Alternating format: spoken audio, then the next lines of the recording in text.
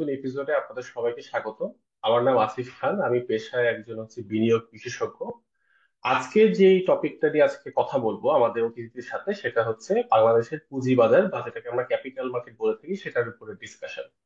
আমাদের সাথে আছেন মিস্টার শহীদুল ইসলাম সিএফএ, যিনি ভিআইপিবি অ্যাসেট ম্যানেজমেন্টের সিইও। আমাদের সাথে আছেন জ্যোতি রহমান ভাই, যিনি একজন অর্থনীতিবিদ। উনি বিভিন্ন দেশের অর্থনৈতিক পলিসি মেকিং এর সাথে সম্পৃক্ত।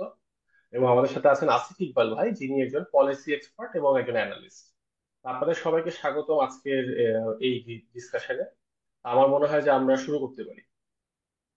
আচ্ছা, তো প্রথমে অ্যাকচুয়ালি আমি জ্যোতি ভাইকে দিয়ে শুরু করতে চাই। আমি আপনার কাছে যে প্রশ্নটা রাখতে চাই সেটা হচ্ছে যে আপনি তো বিভিন্ন দেশের অর্থনৈতিক সিচুয়েশন বিশ্লেষণ করেছেন, ওদের পলিসি শেপিং এ দায়িত্ব পালন করেছেন, এবং বিভিন্ন দেশের বিভিন্ন অর্থনৈতিক সিচুয়েশন, কারো কারো ইকোনমিক সাইজ বড়, পার ক্যাপিটা ইনকাম বড়, কারো একটু কম। তো সেই ক্ষেত্রে আসলে আপনার মতে একটা দেশের অর্থনৈতিক গ্রোথে একটা ক্যাপিটাল মার্কেটের ভূমিকাটা আসলে কি, কতটা ইম্পর্টেন্ট, এটা আমি আম, অন্যান্য দেশের এক্সাম্পল থেকে একটু জানতে চাচ্ছিলাম। আচ্ছা, আমি একদম খুব বেসিক থেকে শুরু করি, একটা ভেরি হাই লেভেল বেসিক থেকে, অ্যান্ড তারপরে কান্ট্রি এক্সাম্পল বলতে পারি আর কি। And also I have a few charts, সেটাও হয়তো দেখাতে পারি। আম, সেটা এখনো দেখাতে পারি, পরেও আসতে পারে। ঠিক আছে। আচ্ছা, okay. So at the very highest level আমরা যদি চিন্তা করি যে একটা ইকোনমি, অর্থনীতিতে কি কি থাকে অর্থনীতিতে, একদিকে থাকে হচ্ছে হাউস হোল্ড, রাইট? মানে হচ্ছে আপনার আহ, যারা আর কি লেবার সাপ্লাই করে, মানে হাউসহোল্ড, যারা বাজার থেকে পণ্য কিনবে, গুডস এন্ড সার্ভিসেস কিনবে, হ্যাঁ, সেটা হচ্ছে তাদের কনজাম্পশন। আর ফার্মস বা বিজনেস, কর্পোরেট সেক্টর, যারা ওই পণ্য এবং সার্ভিসেস, গুডস এন্ড সার্ভিসেস যেটা প্রডিউস করবে, করে বিক্রি করবে, বিক্রি করলে ওটা হচ্ছে ওদের প্রফিট। এইটা গেল একটা একটা দিক। আবার উল্টা দিকটা হচ্ছে যে এই যে গুডস এন্ড সার্ভিসেস তৈরি করবে, এটা তৈরি করার জন্য তো তাদের লেবার লাগবে। তো তারা হাউসহোল্ড থেকে লেবার সাপ্লাই দিচ্ছে, মানে তাদেরকে চাকরি দিচ্ছে। হুম। আবার হাউসহোল্ড সেক্টর ওই চাকরির বিনিময়ে বেতন পাচ্ছে, ইনকাম পাচ্ছে, রাইট? তো এটা হচ্ছে গিয়ে সার্কুলার ফ্লো অফ ইনকাম। এটাই হচ্ছে একটা মানে যে কোনো একটা খুবই আহ আর কি, আমি যদি একদম খুবই ট্র্যাডিশনাল একদম গ্রামের একটা অর্থনীতিও চিন্তা করি, সেইখানেও এই জিনিসটাই ঘটে। ঠিক আছে, যে আহ একটা পরিবার লেবার সাপ্লাই দেয়, কেউ সে তাকে হায়ার করে, তার তাকে সেই বেতনটা পায়, বেতনটা পেয়ে সে কিছু একটা কেনে, এই সার্কুলার ফ্লোটা। আচ্ছা, এইখানে ক্যাপিটাল মার্কেট বা ফাইন্যান্সিয়াল ইন্টারমিডিয়ারি, তাদের কাজটা কি? তাদের কাজটা হচ্ছে যে, মনে করেন যে এরকম যে আপনার যে বিজনেসটা তো শুরু করতে তার কোনোখান থেকে টাকাটা লাগবে, একটা পুঁজি লাগবে। অথবা আপনার একটা এক্সিস্টিং বিজনেস আছে, কিন্তু সেটা আপনি এক্সপ্যান্ড করতে চান, আপনি একটা নতুন ফ্যাক্টরি বানাইতে চান, বা আপনি একটা নতুন প্রোডাক্ট মার্কেটে আনতে চান। তার জন্য তো আপনার একটা পুঁজি লাগবে, মানে সেই সোর্স অফ ফাইন্যান্সিংটা লাগবে। আবার সিমিলারলি একটা ফ্যামিলি, আহ তার হয়তো কিছু সেভিংস থাকতে পারে। সেই সেভিংসটা কি? সেভিংসটা হচ্ছে যেরকম যে আমি আজকে যা ইনকাম করলাম, এই ইনকামটা আমি সব আজকেই খরচ করব না, কিছুটা আমি জমায়ে রাখবো ফর ফিউচার। এটা এমন হতে পারে যে এরকম যে আপনার আমি জানি যে আগামী বছর একটা কিছু ঝামেলা হইতে পারে, সেটা মিটিগেট করার জন্য প্রিকশনারি সেভিংস হতে পারে। একটা হইতে পারে যে এরকম যে আমি ওল্ড এজ সেভিংস, সেখানে একটা ইন্টারটেম্পোরাল অ্যাসপেক্ট আছে আর কি। সো যেটা বাংলাদেশের মতো দেশের জন্য খুব important, I will come to that, right? So হাউস হোল্ডের যে সেভিংস থাকে, সেই সেভিংসটা তার কোথাও ইনভেস্ট করতে লাগতে পারে, মানে সেই সেভিংসটা থেকে তো একটা রিটার্ন চাইবে। তো সেই সেভিংসটা সে কাজে লাগাবে কিভাবে, এটা একটা একটা একটা সাইড। উল্টা সাইডটা হচ্ছে যে বিজনেস, তাদের যদি একটা নতুন আইডিয়া আসে, নতুন প্রোডাক্ট ইনোভেট করতে চায়, নতুন কিছু করতে চায়, সেই নতুনটা করার জন্য তারা ফাইন্যান্সিংটা পাবে কোথায়? সো ফাইন্যান্সিয়াল ইন্টারমিডিয়ারির কাজ হচ্ছে এই দুইটাকে ম্যাচ করা। সো একটা ফাইন্যান্সিয়াল ইন্টারমিডিয়ারি তো হলো গিয়ে ব্যাংক। এটা আমরা জানি যে ব্যাংক, হ্যাঁ, তো ব্যাংকে কি করে? ব্যাংকে হচ্ছে যেরকম যে আমি সেভিংসটা আমার ওখানে টাকাটা রাখি, জমা রাখি, ব্যাংক সেটা ধার দেয়। সো এটা হচ্ছে কি আপনার debt finance, right? Capital market যেটা করে সেটা হচ্ছে যে এরকম যে ডেট না করে ডিরেক্টলি ইকুইটি ফাইন্যান্স। যে আপনার একটা আইডিয়া আছে, আপনি সেই আইডিয়াটার জন্য টাকা জোগাড় করতে চান, আমার কাছে টাকাটা আছে, আমি টাকাটা আপনাকে ডিরেক্টলি ইনভেস্ট করব। তফাৎটা কোথায়? তফাৎটা হচ্ছে মানে ডেট ফাইন্যান্সের যে আপনি টাকাটা নিবেন, নিয়ে আপনি একটা ইন্টারেস্ট পে করবেন। আর ইকুইটি ফাইন্যান্স যেটা, সেটা হচ্ছে যেরকম যে আমি আমি আপনার সাথে রিস্কটা শেয়ার করছি। আপনি একটা নতুন বিজনেস করবেন, আপনার যদি লাভ হয় লাভের একটা অংশ আমাকে দিবেন, আপনার যদি ক্ষতি হয় তাহলে পরে আমি ওইটাও বেয়ার করছি। So this a difference, it is a fundamental difference. আচ্ছা, এখন একটা দেশ যখন, এখন ওটা কথা হচ্ছে যে ডেভেলপমেন্টে এটা কি রোল প্লে করতে পারে, তাই তো? ডেভেলপমেন্টের জন্য পুঁজিবাজারটা, ক্যাপিটাল মার্কেটটা কেন ইম্পর্টেন্ট? খালি ব্যাংক না হলে মানে হলেই তো হয়, এটার দরকারটা কি? এটার দরকারটা হচ্ছে এই জন্যে যে একটা দেশ যখন ডেভেলপিং থেকে, মানে একটা দেশ যখন গ্র্যাজুয়ালি ডেভেলপিং করতে থাকে, ডেভেলপ করতে থাকে, একটা খুবই গরিব দেশ থেকে মধ্যম আয়, মধ্যম আয় থেকে আপার মিডল ইনকাম থেকে অ্যাডভান্স, এই যে প্রসেসটা, সেটাতে কি হয়? সেটাতে হয়, ফান্ডামেন্টালি যেটা হয় সেটা হচ্ছে যে সেই দেশটাতে নতুন নতুন বিজনেস, নতুন নতুন ইনোভেশন, নতুন নতুন আইডিয়াজ, নতুন নতুন প্রোডাক্ট আনতে হয়।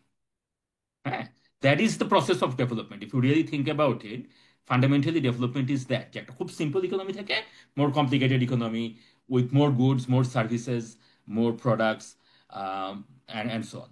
কিন্তু এই যে ইনোভেশনের প্রসেসটা, এই যে ডেভেলপমেন্টের প্রসেসটা, এটা তো ইনহেরেন্টলি রিস্কি। রিস্কি এই জন্যে যেরকম যে 10টা আইডিয়া, জাস্ট বিকজ একটা আইডিয়া বিদেশে কাজ করছে ডাজন্ট মিন যে এটা বাংলাদেশে কাজ করবে, বিকজ বাংলাদেশ ইজ নট বিদেশ, প্রত্যেকটা দেশে ইউনিক লোকাল সার্কামস্ট্যান্সেস আছে অ্যান্ড সো অন, রাইট? অথবা আপনি একটা ফান্ডামেন্টালি নতুন আইডিয়া বাংলাদেশে আনতেছেন, সেই জিনিসটা বাংলাদেশের জন্য আপনাকে অ্যাডপ্ট করতে হবে। বিদেশের যে জিনিসটা সেটা হোলসেল নিয়ে আসতে তো হবে না। সো দেয়ার, অ্যান্ড যেহেতু নতুন জিনিস আপনার আগে কেউ করে নাই, so there is an element of risk involved. হ্যাঁ, সো এই এই রিস্ক, এই capital market is more efficient in allocating this risk. যদি একটা ক্যাপিটাল মার্কেটটা যদি ওয়েল ফাংশনিং হয়, যদি ওয়েল ফাংশনিং না হয় তাই সেটা অন্য কথা, সেটা নিয়ে আমি নিশ্চয়ই আপনারা কথা বলবেন যে ওয়েল ফাংশনিং মানে কি করা। কিন্তু ডেভেলপমেন্ট প্রসেসের জন্য ক্যাপিটাল মার্কেটের দরকারটা এইটাই, যে সেভিংসটা যাতে করে প্রপার ইনভেস্টমেন্ট যায়। এখন এই রিস্কটা আপনি কিভাবে বুঝবেন যে কোনটা? যেমন মনে করেন যে শহীদুল ভাইয়ের একটা বিজনেস আইডিয়া আছে, আসিফ ইকবালের একটা আছে, অ্যান্ড আসিফ খান তোমার একটা আছে। হ্যাঁ, এখন আমি তো জানি না, আমি বুঝবো কিভাবে যে কোন আইডিয়াটা, মানে কার বিজনেস আইডিয়ার থেকে রিটার্নটা মানে কিরকম বেশি হবে, এই ট্রেড অফটা আমি বুঝবো কি করে? আমি তো এটা বুঝবো না। কিন্তু ক্যাপিটাল মার্কেট যদি ওয়েল ফাংশনিং করে, তাইলে পরে ক্যাপিটাল মার্কেট এটা, মানে কালেকটিভলি মার্কেট এটা বুঝবে। That is the idea, ji যে এই এটা ইয়ে করার জন্য আর কি। So I have a ji. Few charts, but maybe I'll come back to that পরে। শিওর, আমরা we can revisit the charts later on. Hmm, আমি তাহলে একটু শহীদ ভাইয়ের কাছে যেতে চাই নেক্সট। এবং শহীদ ভাইয়ের কাছে আমার যে প্রশ্ন, অ্যাকচুয়ালি জ্যোতি ভাইয়ের প্রশ্নের সাথেই কানেক্টেড। আমরা আসলে যদি বাংলাদেশের অর্থনীতিটাকে দেখি, গত 3-4 দশকে অর্থনীতি কিন্তু খুব সিগনিফিক্যান্ট গ্রোথ হয়েছে। এটা চাক্ষুষ, এটা আমাদের নাম্বার আসলে দেখা লাগে না to see the sort of growth that we have had. ওই সময়টার আপনি যদি পুঁজিবাজারের পারফরমেন্সটা দেখেন, মানে মার্কেটের size, depth, even market index, হয়তো ওইরকম সিগনিফিক্যান্ট ওইটার তালে তালে ওই গ্রোথ আসলে হয়নি। আমি আপনার কাছে যে প্রশ্নটা করতে চাই শহীদ ভাই, যে বাংলাদেশের জন্য আসলে পুঁজিবাজার কি আরো দরকার কিনা, বা এটা বাংলাদেশের ফিউচার শেপিং এ আপনার মতে পুঁজিবাজারের রোলটা আসলে কি? আহ, মানে আমরা তো শুনি যে পুঁজিবাজারকে উন্নত করতে হবে, উন্নত করতে হবে, এই প্রশ্নগুলো আমরা করি। আমি আপনি দুজনই ক্যাপিটাল মার্কেটের সাথে আমাদের পার্সোনাল ব্যবসা, ইনকাম জড়িত। বাট জাস্ট এই ফান্ডামেন্টাল কোয়েশ্চেনটা ফেরত যেতে চাই, যে বাংলাদেশের জন্য পুঁজিবাজার কতটা ইম্পর্টেন্ট। শুধু আপনি মিউট করা আছেন। Right, thank you Asif, thanks. না না, পুঁজিবাজার, জ্যোতি ভাই যেটা বললেন, it's important, no question about it. এখন এটা ইজ ইট এসেনশিয়াল? এখন it depends like how you define পুঁজিবাজার।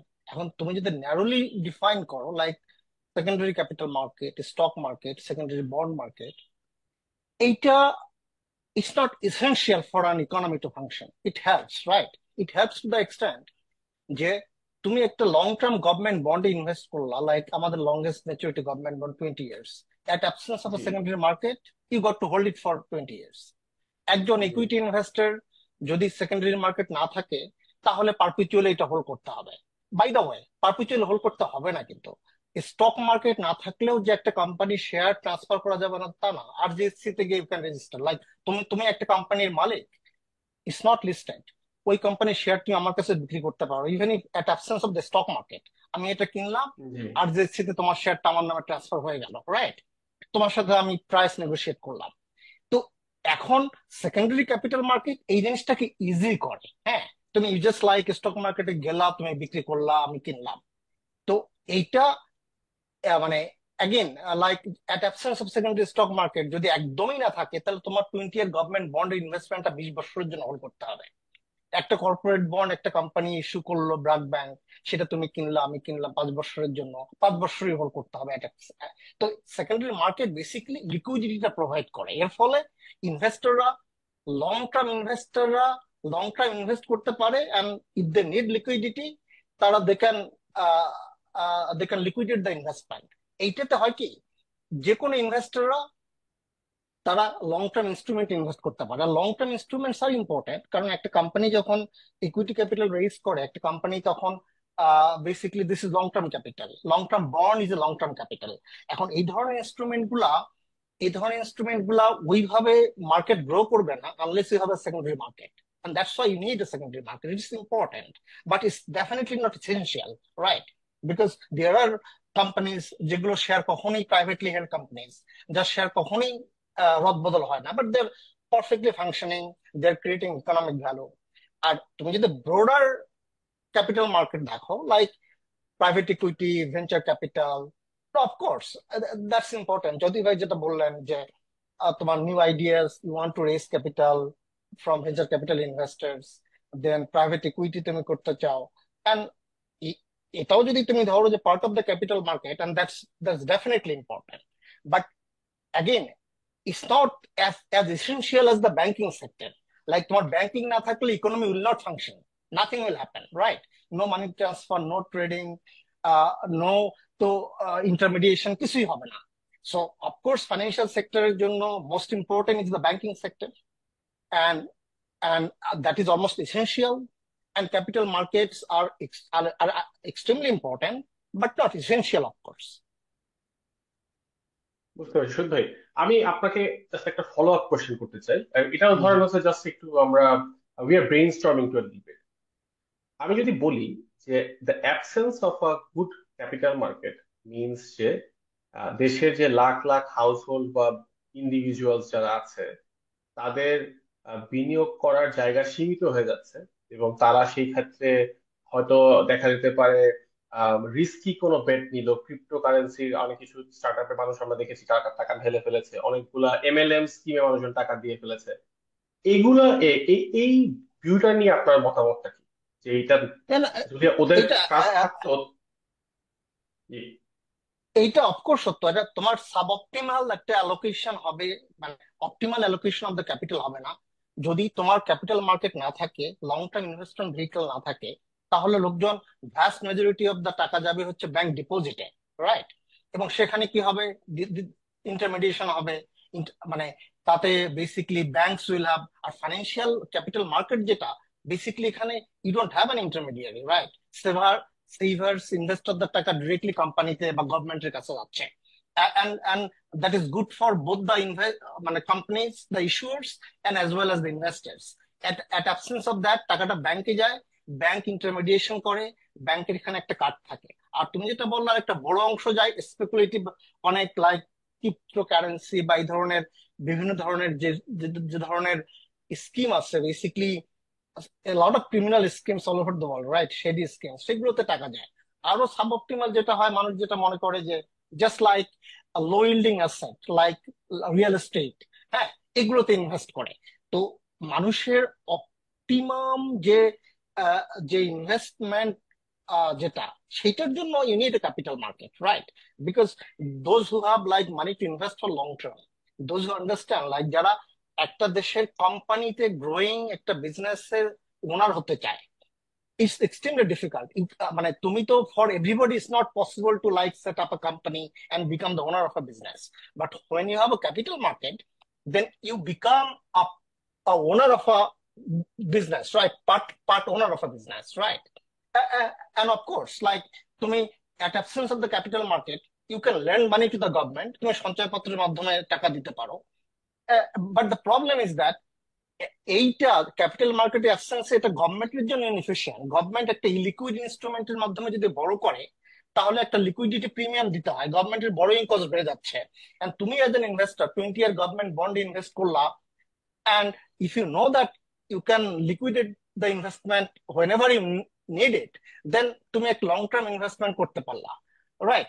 তো that is good for both the issuers, like the borrowers, like the government, the corporates, and also investors like households, pension funds, provident funds, mutual funds, right? So এইটাই আর কি। Thank এখানে you Syed ভাই। Just মানে শহীদ ভাই যেটা বললেন সেটার সাথে ওই অপটিমাল কথাটা আমি আরেকটু এক্সপ্যান্ড করি আর কি। হ্যাঁ, এখানে absolutely agree with everything you have said Shahid ভাই। এক্সপ্যান্ড যেটা করছি আর কি, যেখানে অপটিমালের ফ্রম মাল্টিপল পার্সপেক্টিভ। হাউস হোল্ডের দিক থেকে যদি আমি চিন্তা করি, ঠিক আছে, যেরকম যে আমি কথার কথা আর কি, যেরকম ইন মাই সিক্সটিজ, হ্যাঁ, সো আমার জন্য যেটা অপটিমাল, আমি যদি এখন 30 বছর বয়স হইতো, তখন there is a difference between the কোনটা অপটিমাল। রাইট। সো কোন সার্কামস্ট্যান্সেসে একটা লং টার্ম একটা ইনস্ট্রুমেন্ট রাখা, যেটা আমি 20 বছর ধরে আমি ধরবো না, ওইটা থাকুক, is perfectly optimal. In another আর different circumstances it could be যেরকম যে আমি আমার কাছে যেটা যেটা আমি কালকে আমার একটা দরকার হইতে পারে, আমি যাতে সেটা লিকুইডেট করতে পারি আর কি। সো হাউস হোল্ডের জন্য একটা ওয়েল ফাংশনিং ক্যাপিটাল মার্কেট যদি থাকে, তাহলে পরে যেই ফ্যামিলির যেরকম দরকার সে সেই সেই জিনিসটা নিতে পারে। আবার বিজনেসের জন্য চিন্তা করার, যদি আমি যদি চিন্তা করি বিজনেসের জন্য, এটা হতে পারে যে এরকম যে বিজনেসের তার ক্যাশ ফ্লো ম্যানেজমেন্টের হিসাব আছে, রাইট? সো তার তার মাল্টিপল ট্রেড অফ থাকতে পারে। একটা হইতেছে যে এরকম যে সে একটা নতুন ইনভেস্টমেন্ট করবে, নতুন প্রোডাক্ট লাইন আনবে, নতুন ফ্যাক্টরি করবে, নতুন মার্কেট করবে, এইটা একটা একটা তার চিন্তা। বাট তার আরেকটা চিন্তা হইতেছে যে তার day to day cash flow management. হ্যাঁ, সো এগেইন, সো তার বড়োইং রিকোয়ারমেন্টের জন্যও মাল্টিপল ট্রেড অফস থাকতে পারে।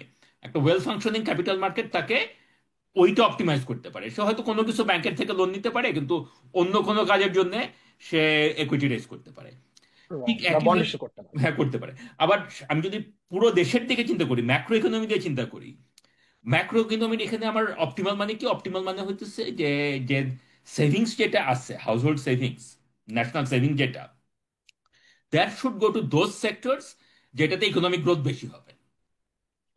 হ্যাঁ, সো এখন কথার কথা মনে করেন যে আমার দেশে দুইটা সেক্টর আছে, একটা হচ্ছে খুব হাইলি পারফর্মিং এক্সপোর্ট সেক্টর, আর আরেকটা হইতেছে যে একটা খুবই মানে ইনএফিশিয়েন্ট লোকাল মার্কেট, যেখানে অনেক রেগুলেশনস আছে, যেখানে, এবং ওই রেগুলেশন গুলো আপাতত পলিটিক্যাল কারণে চেঞ্জ হওয়ার কোনো মানে প্র্যাকটিক্যাল না, এই হোয়াট এভার। হ্যাঁ, so from that kind of macro economy development perspective, it's better যে সেভিংস গোজ টু দ্য প্রথম সেক্টর, বিকজ ওইখানে গ্রোথ বেশি হইতেছে, এক্সপোর্ট পারফরমেন্স বেশি হইতেছে, ফার্মগুলো অনেক ডাইনামিক। ওইখানে যদি সেভিংস যায়, মানে ইনভেস্টমেন্টটা যদি ওইখানে হয়, দ্যাট ইজ মাচ বেটার। তো এগেইন, একটা functioning capital market would mean যে অনেক এফিসিয়েন্টলি এটা হতে পারে। ব্যাংকের মানে থ্রুতে allocative efficiency of the allocative economy. Efficiency, exactly. হ্যাঁ, এখন ব্যাংকের থ্রুতেও এটা হয়তো সম্ভব, ইন থিওরি সম্ভব, বাট তাইলে পরে আমাকে অ্যাজিউম করতে হচ্ছে যে ব্যাংকিং সেক্টরটা ইজ ভেরি ওয়েল ফাংশনিং। কিন্তু আমাদের মতো দেশে তো ব্যাংকিং সেক্টরটা অলরেডি মানে দের আর সেপারেট প্রবলেমস, মানে ডেভেলপিং কান্ট্রির প্রবলেম এটি আর কি। হ্যাঁ, সো এটাই হচ্ছে কথাটা আর কি, যে একটা ওয়েল ফাংশনিং ক্যাপিটাল মার্কেট থাকলে পরে দের আর মাল্টিপল লেয়ার্স অফ এফিসিয়েন্সি বা অপটিমালিটি আমরা চিন্তা করতে পারি। জি, thanks. আমি একটু যদি ভাই আপনার স্টেটমেন্টের সাথে একটু অ্যাড করতে চাই একটা জায়গায়, ব্যাংকিং পার্সপেক্টিভ থেকে, যেটা আমরা জানি যে বাংলাদেশে ব্যাংকিং সেক্টরটাই কিন্তু পুঁজির মেইন সাপ্লায়ার ছিল এতদিন, এখনো আছে। এবং ওটার যে চ্যালেঞ্জ, আপনি যে আপনার কথাটা থেকে আসছি যে ব্যাংক আপনাকে লোন দিচ্ছে একটা ব্যবসার জন্য, সেটা হচ্ছে লেভারেজ। লোন অনেক সময় পজিটিভলি কাজে লাগে, অনেক সময় নেগেটিভলি। হুম। যদি আপনার ব্যালেন্স শিটে অতিরিক্ত লোন হয়ে যায়, it actually puts the company into risk. এবং একটা দেশের অর্থনীতিতে যে অনেক কোম্পানির অনেক বেশি লোন হয়ে যায়, তখন দেশের অর্থনীতিও ফ্র্যাজাইল হয়ে যায়। এটা আমরা বিভিন্ন দেশের Absolutely. এক্সাম্পল থেকে দেখছি। হ্যাঁ। তো পুঁজিবাজারে যখন কেউ একুইটি রেজ করে থ্রু নতুন আইপিও থ্রুতে, ফলো আপ রাইটস এর থ্রুতে বা অন্য কোনো মেথডে, তখন সে লেভারেজ কমাচ্ছে, সে রিস্ক কমাচ্ছে। এবং আমরা আই থিঙ্ক বাংলাদেশের এক্সাম্পলে ক্লিয়ারলি দেখতে পাচ্ছি যে ওই অপশনটার ফাংশন ঠিক মতো না করাতে আজকে কিন্তু বাংলাদেশের অনেক শিল্প গোষ্ঠী, হ্যাঁ, অতিরিক্ত ডেটের চাপে আছে। এবং যার ফলে সুদের হার যখন মানে বাজার ভিত্তিক বা সেন্ট্রাল ব্যাংক যদি ইন্ডিপেন্ডেন্টলি সেট করতে চায়, তখন আমরা দেখেছি খুব রেজিস্ট্যান্স আসছে এই ব্যবসায়ী গ্রুপ গুলা থেকে। যাই হোক, তা আমি তাহলে একটু আসিফ ইকবাল ভাইয়ের কাছে যেতে চাই। আসিফ ভাই, আপনি তো আম, আমরা আমরা আমরা কি জানি যে আমাদের পুঁজিবাজারের যে নিয়ন্ত্রক সংস্থা সেটা হচ্ছে Bangladesh securities and exchange commission. এবং বিভিন্ন সময় যে বিএসইসি দায়িত্ব আসলে কি সেটা আমরা দেখেছি যে বিএসইসি মানে বিভিন্ন রেজিমে তারা এক এক ভাবে দেখেছে যে কারো কাছে মনে হয়েছে হচ্ছে গিয়ে যে মার্কেট মনিটরিংটা তার দায়িত্ব, কারো কাছে হয়তো মনে হচ্ছে যে না না ইন্ডেক্স পারফরমেন্স তার দায়িত্ব। হ্যাঁ, তো এইখানে কিন্তু একটা কনফিউশন তৈরি হয়েছে মানুষের মনে, বিনিয়োগকারীর মনে। আজকে বিনিয়োগ যদি স্টক প্রাইস পড়ে যায় আমরা দেখি যে বিনিয়োগকারীরা এটা নিয়ে রাগারাগি করে এবং বিএসইসি চেয়ারম্যানের হয়তো রেজিগনেশনও চায় সেই ক্ষেত্রে। আমি আপনার থেকে আসলে জানতে চাচ্ছি যে আপনার মতে বিএসইসি এজ আ রেগুলেটরের অ্যাকচুয়াল দায়িত্বগুলো কি কি হওয়া উচিত, এবং সেকেন্ড পার্টটা হচ্ছে কি কি হওয়া উচিত না এবং কেন। ধন্যবাদ আসিফ। আর তার আগে একটু বলে নিই যে বিএসিসি মানে what type of institution this is, মানে in a country like Bangladesh or any other country. সোজা ভাষায় হচ্ছে বিএসিসি একটা রেগুলেটরি বডি। এখন আমাদের ক্যাপিটাল মার্কেট ওভারসি করার জন্য বা ক্যাপিটাল মার্কেটকে দেখাশোনা করার জন্য রেগুলেটরি বডি কেন লাগে? মিনিস্ট্রি কেন পারে না, বা মিনিস্ট্রিকে দিয়ে কেন হয় না, গ্লোবালি কেন রেগুলেটরি বডি দিয়ে করা হয়? এর কারণটা হচ্ছে ফিনান্সিয়াল সেক্টর আসলে টিকে থাকে হচ্ছে ট্রাস্টের উপরে। এখানে তো প্রোডাক্ট হচ্ছে মানি, এখানে তো অন্য কোনো প্রোডাক্ট নাই। টাকা ইনস্ট্রুমেন্ট আকারে চলাফেরা করে, ইনস্ট্রুমেন্ট আকারে বিভিন্ন ডাইভার্সিফিকেশন হয়। এবং এখানে আসলে মানুষ মানুষ মানে যে টাকা ধার দিচ্ছে সে চেনে না কে টাকা ধার নিচ্ছে। কারণ আমি গিয়ে একটা ব্যাংকে টাকা রাখতেছি, সেই টাকাটা কে লোন নিচ্ছে, আমার টাকাটা কে লোন নিচ্ছে আমি কিন্তু চিনি না। ইভেন আমি যে ব্যাংকে টাকা রাখতেছি ওকেও কিন্তু আমি পুরো ভালো চিনি না, মানে apart from the brand or the regulatory বডির অ্যাবসেন্সে। যেমন সমবায় সমিতি কিন্তু কাজ করে হচ্ছে একদম মিউচুয়ালি এক্সক্লুসিভ মেম্বারদেরকে নিয়ে, কিন্তু ফিনান্সিয়াল সেক্টরে সেটা ইটস অ্যান ওপেন ফিল্ড। যার টাকা বেশি আছে সে টাকা ইনভেস্ট বা সেভ করবে, ওখানে রাখবে। যার টাকার দরকার ব্যবসার জন্য বা অন্য কোনো কাজে সে টাকা ধার নিবে। সে কারণে আসলে রেগুলেটরি বডি ছাড়া হবে না। এটা আমাদের বুঝতে হবে যে ফিনান্সিয়াল সেক্টরে অলওয়েজ অটোনোমাস রেগুলেটরি বডি লাগে। ফিনান্সিয়াল সেক্টরে যতগুলো সাবসেক্টর আছে, সেটা ব্যাংকিং হোক, সেটা ক্যাপিটাল মার্কেট হোক, সেটা ইন্স্যুরেন্স হোক, যে কোনো দেশে কেউ যদি ফিনান্সিয়াল সেক্টরকে ফাংশনাল করতে চায়, কেউ যদি বুঝে বা কোনো একটা সরকার যদি বোঝে, তাকে প্রথম কমিটেড হইতেই হবে অটোনোমাস, এফিসিয়েন্ট এবং কেপেবল রেগুলেটরি বডি ছাড়া কোনোদিনই ফিনান্সিয়াল সেক্টর রান করা সম্ভব না। ইতিহাসে কোনোদিনই সম্ভব হয়নি, এটা কোনোদিনই সম্ভব হবে না, আনলেস অ্যান্ড আনটিল আমরা যদি গোল্ড স্ট্যান্ডার্ডে ফিরে যাই বা বার্টার সিস্টেম ফিরে যাই, যেখানে ফিনান্সিয়াল ট্রানজেকশন নাই। চালের বদলে ডাল নিব, সেটার হিসাব আলাদা। But as long age financial transaction আছে, রেগুলেটরি বডি না। তো এই জায়গা থেকে আমরা দেখবো যে বিএসইসি তাহলে কি অবশ্যই একটা রেগুলেটরি বডি। এটা করা হয়েছে কবে? 1993-তে। এর আগ পর্যন্ত বিএসইসি যে ফরম্যাটে ছিল ওটা করা হতো আমার যতদূর মনে পড়ে ক্যাপিটাল ইস্যুস অ্যাক্ট 1947 এর আওতায়। 1993-তে এই এসিসির জন্য একটা আলাদা অ্যাক্ট করা হয়। আর এখন এসে আমার মনে হয় বা আমার কাজের অভিজ্ঞতার ক্ষেত্রে মনে হয় ওই 93-তে যে ট্রান্সফরমেশনটা করা হয়েছে, তখন এটাকে যদি বাংলাদেশ ব্যাংকের মতো করে পার্সিভ করা হতো যে আমার আসলে এরকম একটা রোবাস্ট রেগুলেটরি বডি লাগবে। মানে বাংলাদেশ ব্যাংকের একটা অ্যাডভান্টেজ হচ্ছে বাংলাদেশ ব্যাংক আসলে it takes the legacy of State Bank of Pakistan and Reserve Bank of India. মানে আরবিআই থেকে, আরবিআই যেটা ব্রিটিশ ইন্ডিয়ান পিরিয়ডে আরবিআই গঠিত হয়েছিল, সেখান থেকে স্টেট ব্যাংক অফ পাকিস্তান হয়েছে, পাকিস্তান হলো, সেখান থেকে বাংলাদেশ ব্যাংক হয়েছে। তো বাংলাদেশ ব্যাংকের সুবিধা হচ্ছে যে ওই ইনস্টিটিউশনের লিগেসিটা ক্যারি আউট করতে পেরেছে। যে এর একটা বড় কারণ হচ্ছে ব্যাংকিং, এই উপমহাদেশে ব্যাংকিং এর ইতিহাস প্রায় 200-300 বছরের। কিন্তু সেই তুলনায় ক্যাপিটাল মার্কেট হিস্ট্রি এত রিচ না, ফলে ইন্ডিয়া বা পাকিস্তানেও ক্যাপিটাল মার্কেট বা রেগুলেটরি গতি অত রোবাস্ট ছিল না। আমি একটা উদাহরণ দিলে আমরা দেখবো আরশাদ মেহেতে স্ক্যাম হয়েছিল কিন্তু 80s। তার মানে হচ্ছে SEBI, security exchange board of ইন্ডিয়াও 80s অত স্ট্রং ছিল না। সে কারণে আমাদের আসলে উচিত ছিল বিএসসিসি যখন আমরা 93-তে ফর্ম করি বা রিকনস্ট্রাক্ট করি, আরো ভালো বলা যায়, আমাদের দরকার ছিল বাংলাদেশ ব্যাংকের মতো একটা রোবাস্ট অর্গানাইজেশন পারসিভ করা। বাংলাদেশ ব্যাংকে যেভাবে বাংলাদেশ ব্যাংক অর্ডারে যে এম্পাওয়ারমেন্ট গুলো দেওয়া হয়েছে, সেই এম্পাওয়ারমেন্ট গুলো দেওয়া, আমি একটা ছোট্ট উদাহরণ, কি কি এম্পাওয়ারমেন্ট, যেমন বাংলাদেশ ব্যাংকের বোর্ডের হেড এবং বাংলাদেশ ব্যাংকের এক্সিকিউটিভ হেড এটা কিন্তু একই লোক, মানে গভর্নরই কিন্তু বাংলাদেশ ব্যাংকের বোর্ডে হেড। এবং বাংলাদেশ ব্যাংকের অর্ডার যদি কেউ ভালোভাবে যায়, এতটা ইনস্টিটিউশনাল পাওয়ার বাংলাদেশে আর কোনো পাবলিক সেক্টর অথরিটির নয়। মানে আমরা যদি একটা, যেমন অর্থমন্ত্রীর অর্থ মন্ত্রণালয়ের ব্যাপারে যতটুকু পাওয়ার আছে, আমরা বাংলাদেশ ব্যাংক কন্টেস্টে বাংলাদেশ ব্যাংক গভর্নরের পাওয়ার পাচ্ছে অনেক বেশি। ওনার ডিসিশন মেকিং, যেমন ফিনান্সিয়াল পাওয়ারের জন্য বাংলাদেশ ব্যাংকের কর্মকর্তা কর্মচারীদের বেতন কাঠামো নির্ধারণ, তাদের প্রমোশন, এগুলোর জন্য কিন্তু তাকে মন্ত্রণালয়ে যেতে হয়।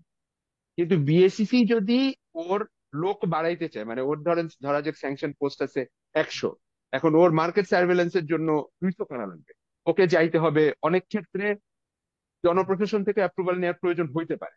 এরকম একটা সিচুয়েশন, মানে ওর ওই ইন্ডিপেন্ডেন্স বা অতটা নাই। আবার ওর ফান্ডিংও কিন্তু ওর দেখা যায় ও কিছু ফি নেয়, এটা ছাড়া কিন্তু তাকে বাজেটের জন্য অর্থ মন্ত্রণালয়ের হাতে থাকতে হয়। আমাদের হিস্টোরিক্যালি বিএসসিসির এই দুইটা লিমিটেশন যদি আমরা মাথায় না রেখে যে কোনো আলোচনা শুরু করি, বিএসসিসির স্ট্রাকচারাল কিছু লিমিটেশন আছে, যে রেগুলেটরি বডি হিসেবে তার যে ক্যাপাসিটি, মানে আইনগত যে লিগ্যাল ফ্রেমওয়ার্ক থাকা দরকার, এটা আসলে এখনো আমাদের দেশে যথেষ্ট পরিমাণ উপস্থিত নেই। ফলে যে কাউকে বসানো হলে, মানে আমাকে যদি, আমি আমার অভিজ্ঞতা থেকে খুব এক্সট্রাঅর্ডিনারি কেউ যদি না বসে, ক্যাপিটাল মার্কেটের কন্টেক্সে এখনো পর্যন্ত 93 পর থেকে আমার কাছে মনে হচ্ছে মির্জা আজুল ইসলাম ছিলেন ওরকম একটা মানুষ, যিনি এক্সিস্টিং লিগ্যাল কাঠামোর মধ্যে বিএসসিসি কে কতটা স্ট্রং করা যায়, বিএসসিসির কাজ হচ্ছে ল প্রণয়ন করা, রুলস অফার করা, উনি ওগুলাতে বেশি মনোযোগ দিয়েছেন। এবং এটার ফল কিন্তু আমরা আসলে মির্জা আজিজ সাহেবের কাজের ফলটা আমরা কিন্তু মানে অনেক কিছু সত্ত্বেও 12, 13, 14, 15 পর্যন্ত পেয়েছিলাম। মানে অনেক স্ক্যামের পরেও যে ক্যাপিটাল মার্কেটটা টিকে ছিল, তা আমার ব্যক্তিগত মত হচ্ছে মির্জা আজিজ সাহেবের করা অনেকগুলো কাজ। যেমন আমাদের ক্রেডিট রেটিং এজেন্সির যাত্রা শুরু হয় ওনার হাত দিয়ে। আমরা খুব ভালো করে জানি, আমরা যদি বন্ড মার্কেট ডেভেলপ করতে যাই, আমরা অনেক সময় বলি যে আমাদের ট্রেজারি বন্ড মার্কেট তৈরি, প্রাইমারি বন্ড মার্কেট তৈরি। কিন্তু আমি যদি প্রাইমারি বন্ড মার্কেট তৈরি করার পরেও আমার যে কাজটা লাগবে, আমার তো বন্ডটাকে ট্রাস্টওয়ার্দি করতে হবে। এই যে ইনস্টিটিউশন তৈরি করার একটা বড় কাজ হয়েছিল মির্জা আজিজ সাহেব যখন ছিলেন, বিএসসিসি চেয়ারম্যান ছিলেন।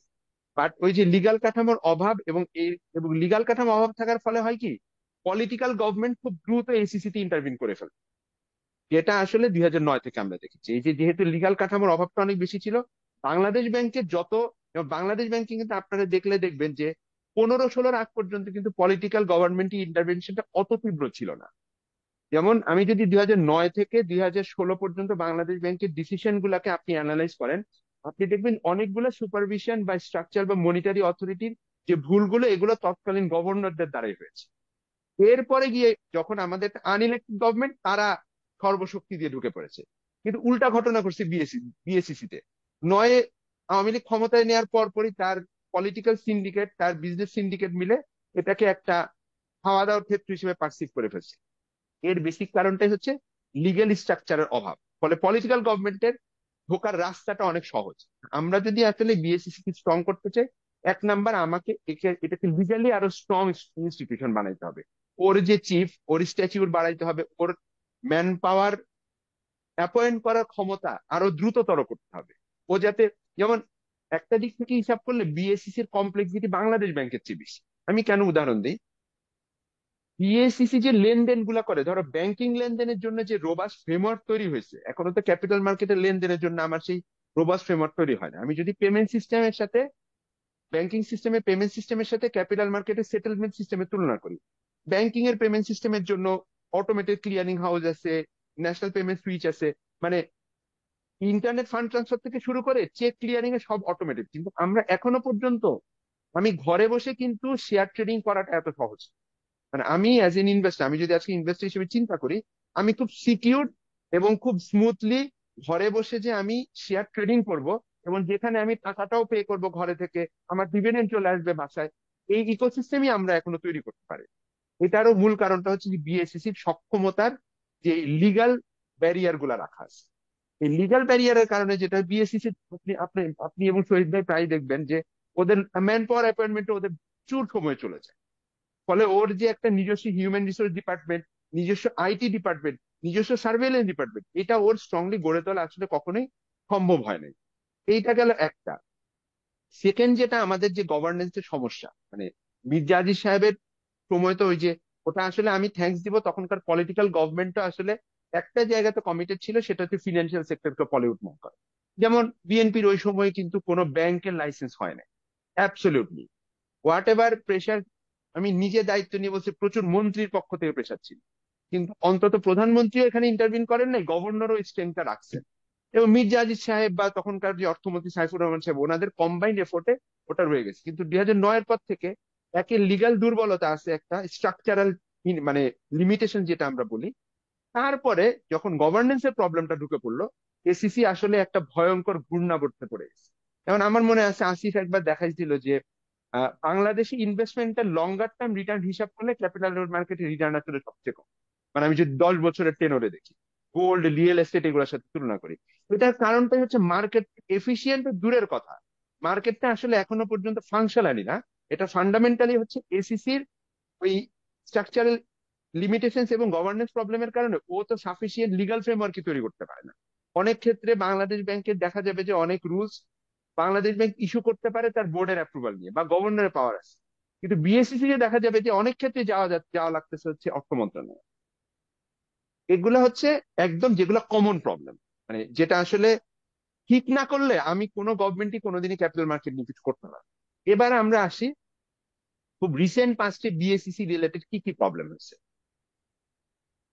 একটা হচ্ছে যে যেটা আমরা তো আসলে এখন নতুন করে মানে খায়রুল ইসলাম এবং শিবলি রুবায়াতুল ইসলাম নিয়ে কিন্তু আসলে কথা বলতে গেলে, মানে এরকম একটা আউট এন্ড আউট ডাকাতকে যদি আপনি বসায় দেন তাহলে যে কোনো সিস্টেমই ধসে যাবে। তার উপর একটা দুর্বল কাঠামো পুরাপুরি মানে তছনছ করে দিয়ে গেছে। এবং আমরা নিজেরা যখন কথা বলি আমরা জানি যে আসলে ওই স্ট্রাকচারাল রিকভারি যে কবে হবে আমরা জানি, কিন্তু এখানে একটা ইন্টারেস্টিং প্রবলেম আছে, সেটা হচ্ছে বিএসসিসির আসলে কাজ কি। এই জিনিসটা আমি দেখলাম যে পুরো মার্কেটে ইনভেস্টরদের, বাংলাদেশে ক্যাপিটাল মার্কেটে ইনভেস্টররা সম্ভবত একমাত্র ইনভেস্টর যারা মনে করে যে ইনভেস্টমেন্টের লস বলে কিছু এক্সিস্ট করবে না। বাংলাদেশে যারা পেঁয়াজের ব্যবসা করে ওরা লস বিয়ার করে, গাড়ির ব্যবসা করে তারা লস বিয়ার করে, ইভেন যারা স্মাগলিং করে তারা পর্যন্ত লস বিয়ার করে।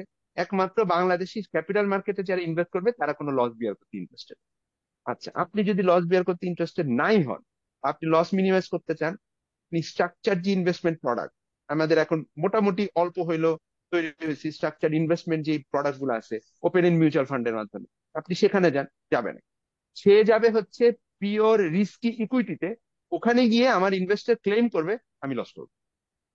আমি একটা 10 টাকা শেয়ার যার আর্নিং পটেনশিয়াল গড়ে বছরে 15%, সেটা আমি 100 টাকা দিয়ে কিনবো এবং আমি এক্সপেক্ট করবো আমি লস। এই ফিনান্সিয়াল লিটারেসির যে ক্রাইসিসটা, এইটা যতদিন আমি সলভ না করব বা এইখানটায় গভর্নমেন্ট যদি, আমরা আওয়ামী লীগ আমলেও দেখেছিলাম ইন্ডেক্স বাড়লে গভর্নমেন্ট বিএসসিসি চেয়ারম্যান দিকে পাঠায়, ইন্ডেক্স কমলে গভর্নমেন্ট বিএসসিসি চেয়ারম্যান দিকে পাঠায়, অনেক ক্ষেত্রে বাংলাদেশ ব্যাংকের গভর্নরকে রাখছে। ওয়ারেস বিএসসিসির সাথে কোনো কালে ইন্ডেক্সের কোনো রিলেশনশিপ নেই। BSCC has nothing to do with the index. Index হচ্ছে স্টক এক্সচেঞ্জের কাজ, সে ঠিকঠাক মতো শেয়ার ট্রেডিং ঠিক মতো হচ্ছে কিনা। বিএসসিসির কাজ হচ্ছে ইনভেস্টররা রিস্ক তাকে ঠিক মতো বুঝতেছে কিনা এটার ইকোসিস্টেম তৈরি।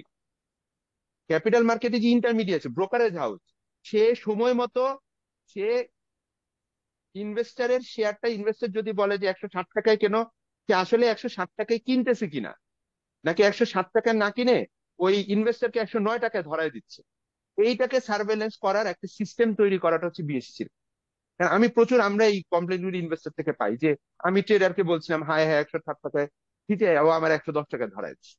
তারপর একটা অ্যাসেট ম্যানেজমেন্ট কোম্পানি সে সময় সে ঠিকঠাক মতো ইনভেস্টমেন্টটা করতেছে কিনা, একটা মার্চেন্ট ব্যাংক সে একটা ইনভেস্টরের কাছ থেকে যে পোর্টফোলিও ম্যানেজমেন্টের দায়িত্ব নিছে, সে ওখানে যে কন্ট্রাক্টটা সে করেছিল যে আমি আপনার এইটুকু রিস্ক অ্যাপিটাইটের এগেনস্টে এইটুকু রিটার্ন আমি আপনার জন্য চেষ্টা করব, ওই চেষ্টাটা ঠিক মতো করছে কিনা। ক্রেডিট ট্রেডিং এজেন্সি তার ডিউ ডিলিজেন্স দিয়ে ক্রেডিট ট্রেডিং তার কাজটা করতেছে কিনা। এসিসির কাজ তো এইটা, ইনভেস্টরের রিটার্ন হাতে তুলে দেওয়াটা কোনোদিনই এসিসির কাজ না, ওর লস প্রোটেকশন করাটা এসিসির কাজ না। এটা আমাদেরকে বুঝতেই হবে, এটার কোনো বিকল্পই নেই। আপনি ইন্ডেক্স বাড়লে কমলে আপনি দেখবেন ইন্ডেক্সের ক্যালকুলেশনে প্রবলেম আছে কিনা, কেউ মার্কেট ম্যানিপুলেট করতেছে কিনা। হ্যাঁ, আপনি বিএসসি কে ধরতে পারেন তখনই যখন আপনি দেখবেন বিএসসির কোনো এক প্রবলেম আছে যেটা সুপারভাইজ করার কথা ছিল এসিসির, এসিসি করে না, ওটা ইন্ডেক্সের সাথে সম্পর্কিত না। সুতরাং আমাদের এসিসির কমপ্লিট কাজ হচ্ছে policy making, regulatory framework building, ecosystem building এবং সার্ভে। এর বাইরে এসিসি কে কোনো কাজে যারা চিন্তা করবে, আমি ভেরি সরি টু সে, তাদেরকে ক্যাপিটাল মার্কেটে এন্ট্রি দেওয়া উচিত না। যেমন আমরা আওয়ামী লীগের একদম প্রথম দিকে সমালোচনা করতাম যে মুড়ির দোকানের মতো ব্রোকারেজ হাউস দেওয়া হচ্ছে, এসিসির এটা একটা কাজ যে ব্যাংক ব্রাঞ্চ বাড়ানো কিন্তু একটা খুব বড় সাকসেসের কাজ। কারণ ব্যাংকিং তো শুধুমাত্র লোন ডিপোজিট না, পেমেন্ট একটা ব্যাংকিং। কিন্তু আপনি ব্রোকারেজ হাউস গ্রামে নিয়ে যাচ্ছেন কিনা, এটা কিন্তু এসএসসির জন্য খুব ঠিকই কাজ। কারণ আমাদের গ্রামাঞ্চলের এখনো পর্যন্ত যে level of asset management literacy, investment perception, সেক্ষেত্রে আমি গ্রাম পর্যায়ে একটা ব্রোকারেজ হাউস নিব কিনা, ইভেন আমি একটা ছোট মফস্বল শহরে নিব কিনা, এটা কিন্তু এসএসসির জন্য খুবই গুরুত্বপূর্ণ একটা সিদ্ধান্ত। তার আগে বুঝতে হবে যে ওই ডেমোগ্রাফিটা এই রিস্ক অ্যাপিটাইটের জন্য প্রস্তুত কিনা। সুতরাং এসএসসির আসলে একটা ম্যাসিভ রিসার্চ সেট আপ, এটা ছাড়া হবে না। তো এটা হচ্ছে আমাদের আইডিয়াল সেন্সে। আর লাস্টে যদি আমি আরেকটা জিনিস ফোকাস করি এই কনটেক্সটে, যে আমাদের এখানে আইডিয়াল রোলটা তাহলে কি এগুলা। আর আমাদের দেশে এই কারণে এসিসির ক্ষেত্রে যে কোনো গভর্নমেন্টের এই আন্ডারস্ট্যান্ডিংটাকে গভর্নমেন্টকে বুঝাইতে হবে বা গভর্নমেন্টকে বুঝতে হবে আপনার এই রেগুলেটরি বডির কাজ এর বাইরে কিচ্ছু না। আপনি কোনোদিনই নিউ ইয়র্ক স্টক এক্সচেঞ্জে যখন ইনভেস্ট করে, কিছুদিন আগেও তো হলো, মানে আমরা হঠাৎ করে ধামধুম এনভিডিয়ার দাম পড়ে গেল না দাম বাড়লো, আমি তো কোনোদিন দেখলাম না যে আমেরিকান স্টক এক্সচেঞ্জের রেগুলেটরকে, মানে আমেরিকান প্রেসিডেন্ট ডেকে পাঠাচ্ছে বা সিনেট ডেকে পাঠাচ্ছে। কোনোদিন তো এটা হয় না। স্ক্যাম হলে ডেকে পাঠায়, সার্ভেলেন্সের ত্রুটি থাকলে ডেকে পাঠায়। দাম বাড়া কমা নিয়ে তো এসিসির কোনো বদারেশন থাকার কোনো কাজ নেই। তো এটা হচ্ছে আমার আন্ডারস্ট্যান্ডিং এ আমার মনে হয় যে আপাতত এটুকু, পরবর্তীতে আরো ফলো আপ আসলে আমরা। আচ্ছা, তো আপনার কনভারসেশন থেকে যেটা আমরা বুঝতে পারছি যে বিএসইসি এর দায়িত্বগুলো আমি একটু রিপিট করছি জাস্ট আমার অডিয়েন্সের জন্য। একটা হচ্ছে গিয়ে আগের আইন মডিফাই করা বা ইমপ্রুভ করা, দেশের কারেন্ট পরিস্থিতির সাথে অ্যাডাপ্ট করে নতুন আইন তৈরি করা, ফ্রেমওয়ার্ক তৈরি করা, মনিটরিং এন্ড সার্ভেলেন্স তার একটা, যেহেতু সে আইনটাকে এনফোর্স করার একটা দায়িত্ব চলে আসতেছে, যে ইন্টারমিডিয়ারিরা ঠিক মতো করছে কিনা বা কেউ মার্কেট ম্যানিপুলেট করছে কিনা, মার্কেটের যে ইন্টিগ্রিটিটা আপহোল্ড করা হচ্ছে কি এসএসসির দায়িত্ব। তার একটা এইচআর দায়িত্ব আছে অবভিয়াসলি, এটাকে শক্তিশালী একটা প্রতিষ্ঠান হিসাবে গড়ে তোলার জন্য তার নতুন লোকবল হায়ার করা বা তাদেরকে ইনসেন্টিভাইজ করা, প্রমোশন দেওয়া, ফায়ার করা, সেগুলা তো ডেফিনেটলি একটা বড় রোল তার আছে। আর যেই পার্টটা আমরা খুবই ক্লিয়ার হলাম যে আসলে ইন্ডেক্সের যে মুভমেন্ট মার্কেটে, সেটার মানে বাহবা বা ভালো সময় যে বাহবা বা খারাপ সময় যে ক্রিটিসিজম, এই দুটার কোনোটাই এসিসির উপর আসে না, এটা তার দায়িত্বের কোনোভাবেই অংশ না। সেটা ক্রিটিসিজম যদি কারোর পক্ষে আসে সেটা হয়তো সরকারের উপর আসতে পারে, কারণ সামগ্রিক অর্থনৈতিক সিচুয়েশনটা স্টক মার্কেটে রিফ্লেক্টেড হয়। কিন্তু এটা এসিসির দায়িত্ব না, এবং এসিসি কে এই দায়িত্ব কখনো যদি দেওয়া হয়, it will create a very bad precedence, it will create some major problems, বা তার তার মূল যে দায়িত্বগুলো থেকে সে ডিস্ট্রাক্টেড হয়ে যায় তখন। এই দুটো কনফ্লিক্ট করে, because these are conflicting object. তো যাই হোক, আমরা মুভ ফরওয়ার্ড করি, আমি জ্যোতি ভাইয়ের কাছে একটু আসতে চাই। জ্যোতি ভাই, আমাদের মার্কেটে মানে বাংলাদেশের যে শেয়ার বাজার, এখানে আমাদের একটা বড়, একটা না মানে অনেক চ্যালেঞ্জ আমাদের আছে, বাট আমি একটা একটা সাইড নিয়ে কথা বলবো। আমাদের মার্কেটে কিন্তু অনেক ডেপথ নাই। ডেপথ বলতে আমি যেটা মিন করছি যে আমাদের অনেক ইনস্ট্রুমেন্ট, অনেক কোম্পানি লিস্টেড, বিনিয়োগযোগ্য অনেক বন্ড আছে, সেটা কিন্তু না। হ্যাঁ, এবং সেটা নর্মাল, মানে একটা ডেভেলপিং কান্ট্রি এর ক্যাপিটাল মার্কেটের জন্য সেটা নর্মাল। ওভার টাইম আমরা এক্সপেক্ট করি যে দেশের সাথে সাথে এটা গ্রো করবে। বাট ওটার সাথে সাথে আপনার যেরকম সাপ্লাই সাইডটা উইকনেস আছে, ডিমান্ড সাইডেও সাবস্টেন্সিয়াল উইকনেস আছে। তো যেটা আমরা বুঝি খুব সিম্পল ইকোনমিক্স ল্যাঙ্গুয়েজে, যখন ডিমান্ড সাইড খুব উইক, বিনিয়োগকারীরা বিনিয়োগ করতে আগ্রহী না, হ্যাঁ, তখন হচ্ছে কি কিন্তু আপনার শেয়ারের দাম পড়তে থাকবে পড়তে থাকবে পড়তে থাকবে। It can create sort of a self fulfilling প্রফেসি, যত বেশি পড়ছে তত মানুষ মার্কেট থেকে আরো ডিমোটিভেটেড হয়ে যাচ্ছে, ইভেন দো হয়তো খুবই অ্যাট্রাকটিভ দামে অনেক শেয়ার তখন অ্যাভেইলেবল। হ্যাঁ, এবং ওটা দেখে আরো লোক ডিমোটিভেটেড হচ্ছে। আবার অনেক সময় আমরা দেখি যে অনেকে মার্জিন দিয়ে শেয়ার কিনে, এবং ডিক্লাইনিং সাইকেলে যখন ঢুকে যাই, তখন আপনার কিন্তু ওইটা again it becomes a reflexive সিচুয়েশনটা, ওই ডাউনওয়ার্ড স্পাইরালটা চলতেই থাকে। এখন আমি এই কথাটা এই কারণে আনছি যে আমরা যদি বাংলাদেশের বিনিয়োগকারীদেরকে অ্যানালাইসিস করি এবং দেখি যে মার্কেটের বিনিয়োগকারীর ডেপটা কি আছে, হ্যাঁ, এটা কিন্তু খুব ক্লিয়ার যে আমাদের দীর্ঘমেয়াদী বিনিয়োগকারী, যে পেশেন্ট লং টার্ম ইনভেস্টর, যে কিনা কন্ট্রেরিয়ান ইনভেস্টর, মার্কেট যখন ফল করবে তখন সে ইনভেস্ট করবে, সেটার ওই ওই বিনিয়োগকারীর স্টাইলটার বড্ড বড় অভাব কিন্তু আমাদের দেশে দেখা যায়।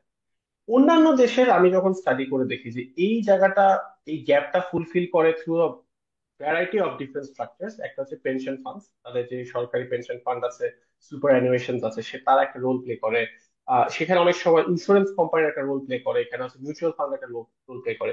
তো আমি আপনার থেকে সেটা জানতে চাচ্ছিলাম যে অন্যান্য দেশের এই যে পেনশন স্কিমটা বা দীর্ঘমেয়াদী বিনিয়োগকারী তৈরি করার এটা থেকে যদি এটার ব্যাপারে যদি আপনি একটু শেয়ার করতেন যে how they have done it and what lessons can Bangladesh take from those sort of structures. Absolutely. Okay, so এইখানে আমি কিছু চার্ট দেখাই প্রথমে, ঠিক আছে, জি। Just to contextualize the whole thing. আচ্ছা, so let's share, let's start with এইটা। সো এইটা দেখা যাচ্ছে, যাচ্ছে তো বোধহয়, হ্যাঁ, ইউর শেয়ারিং দ্য স্ক্রিন, দেরি গো। আচ্ছা, সো এইটা হচ্ছে পপুলেশন স্ট্রাকচার আর ডিপেন্ডেন্সি রেশিও। আমরা লেফটের চারটাই দেখি, সেটাই অ্যাকচুয়ালি মোর ইম্পর্টেন্ট, আর রাইটেরটা অত, মানে এই for our purposes not so much. So I'm just blowing it up a bit, little bit more. So, sorry, no, sorry, not এইটা এইটা।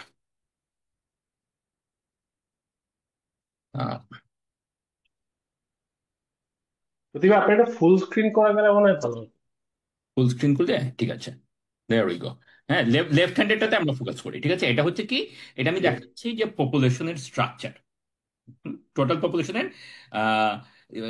বাচ্চাদের মানে 15 বছর বয়স তাদের নিচে যারা, তাদের শেয়ারটা কি, এল্ডারলি মানে 65-এর উপরে, আর লালটা হচ্ছে ওয়ার্কিং এজ পিপল। সো 1950 থেকে 2021 পর্যন্ত, মানে 2022 পর্যন্ত, মানে 2022 পর্যন্ত অ্যাকচুয়াল, তারপর একটা হচ্ছে প্রজেকশনস ইউএন এর। সো আমরা এটা কি দেখি, এই যে ব্লু লাইনটা, হ্যাঁ, elderly, elderly share is going to grow up, go, মানে কারেন্টলি যেটা আর কি 10%-এর মতো, আগামী 20-30 বছরে এইটা বেড়ে 30, 35, 40%-এর কাছে চলে যাবে। ওকে, দিস ইজ বিকজ আমাদের society is ageing.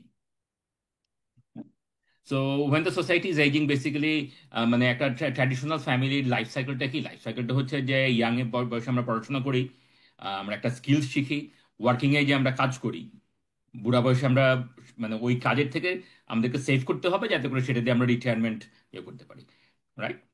So that's the normal life cycle, যে এই মিডল এজ যেটা working age, this is the time to earn money, but we can't spend all of that money আমাদের এই বয়সে, because আমরা যদি এটা খরচ করে ফেলি তাহলে পুরো পুরো বয়সে কি হবে, ওইটা কি, মানে আমরা আমাদেরকে কি কি চলবে কিভাবে।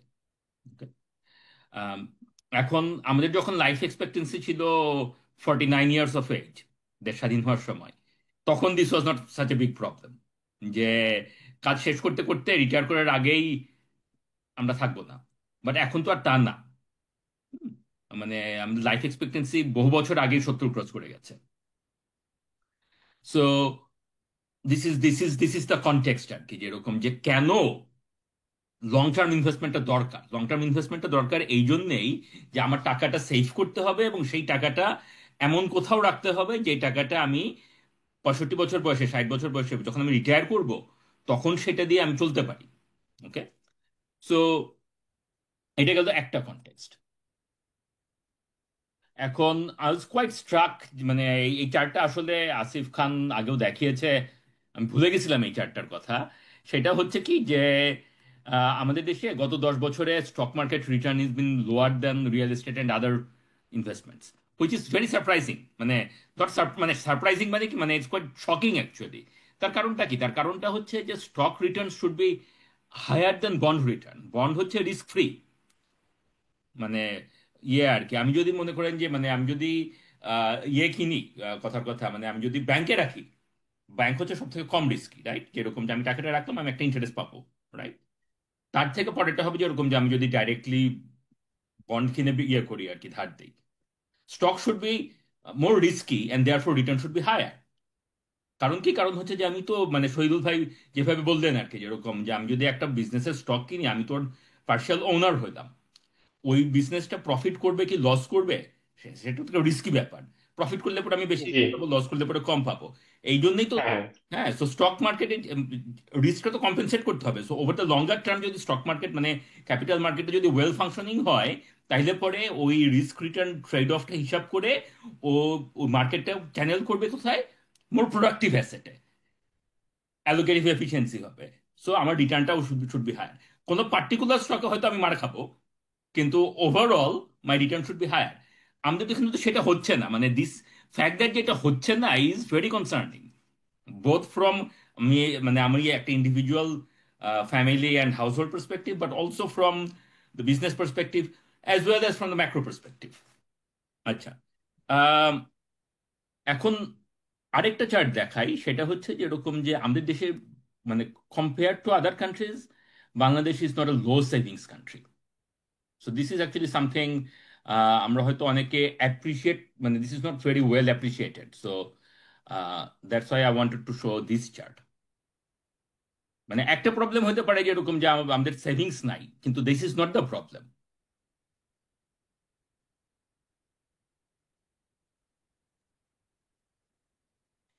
এটা আমার পাওয়ার পয়েন্টে নেই, সো আমি এক্সেলে দেখাচ্ছি। This is total national savings as part of GDP, ঠিক আছে, পার্সেন্ট অফ জিডিপি।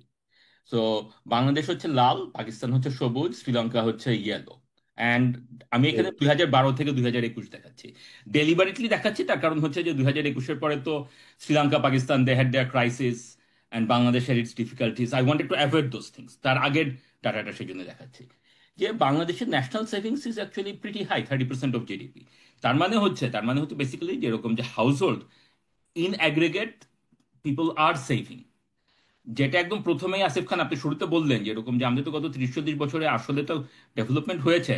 হ্যাঁ, মানে notwithstanding all the data manipulation and also on যে overall people's lives have gotten better compared to the 70s. 2020-এ ওই 50 বছরে there had been improvement. এই ইমপ্রুভমেন্টের একটা part had been saved, large part had been G. saved, ঠিক আছে। সেটা রেমিটেন্সের থেকে টাকা এসেই হোক, গার্মেন্টস থেকেই হোক, বা যেখান থেকেই হোক, in aggregate it had been saved. প্রবলেমটা হচ্ছে এই সেভিংসটা তারপরে গেল কোথায়, মানে where does it end up, তাই না? মানে ইনভেস্টমেন্ট কি এফিসিয়েন্টলি হয়েছে কিনা সেটা।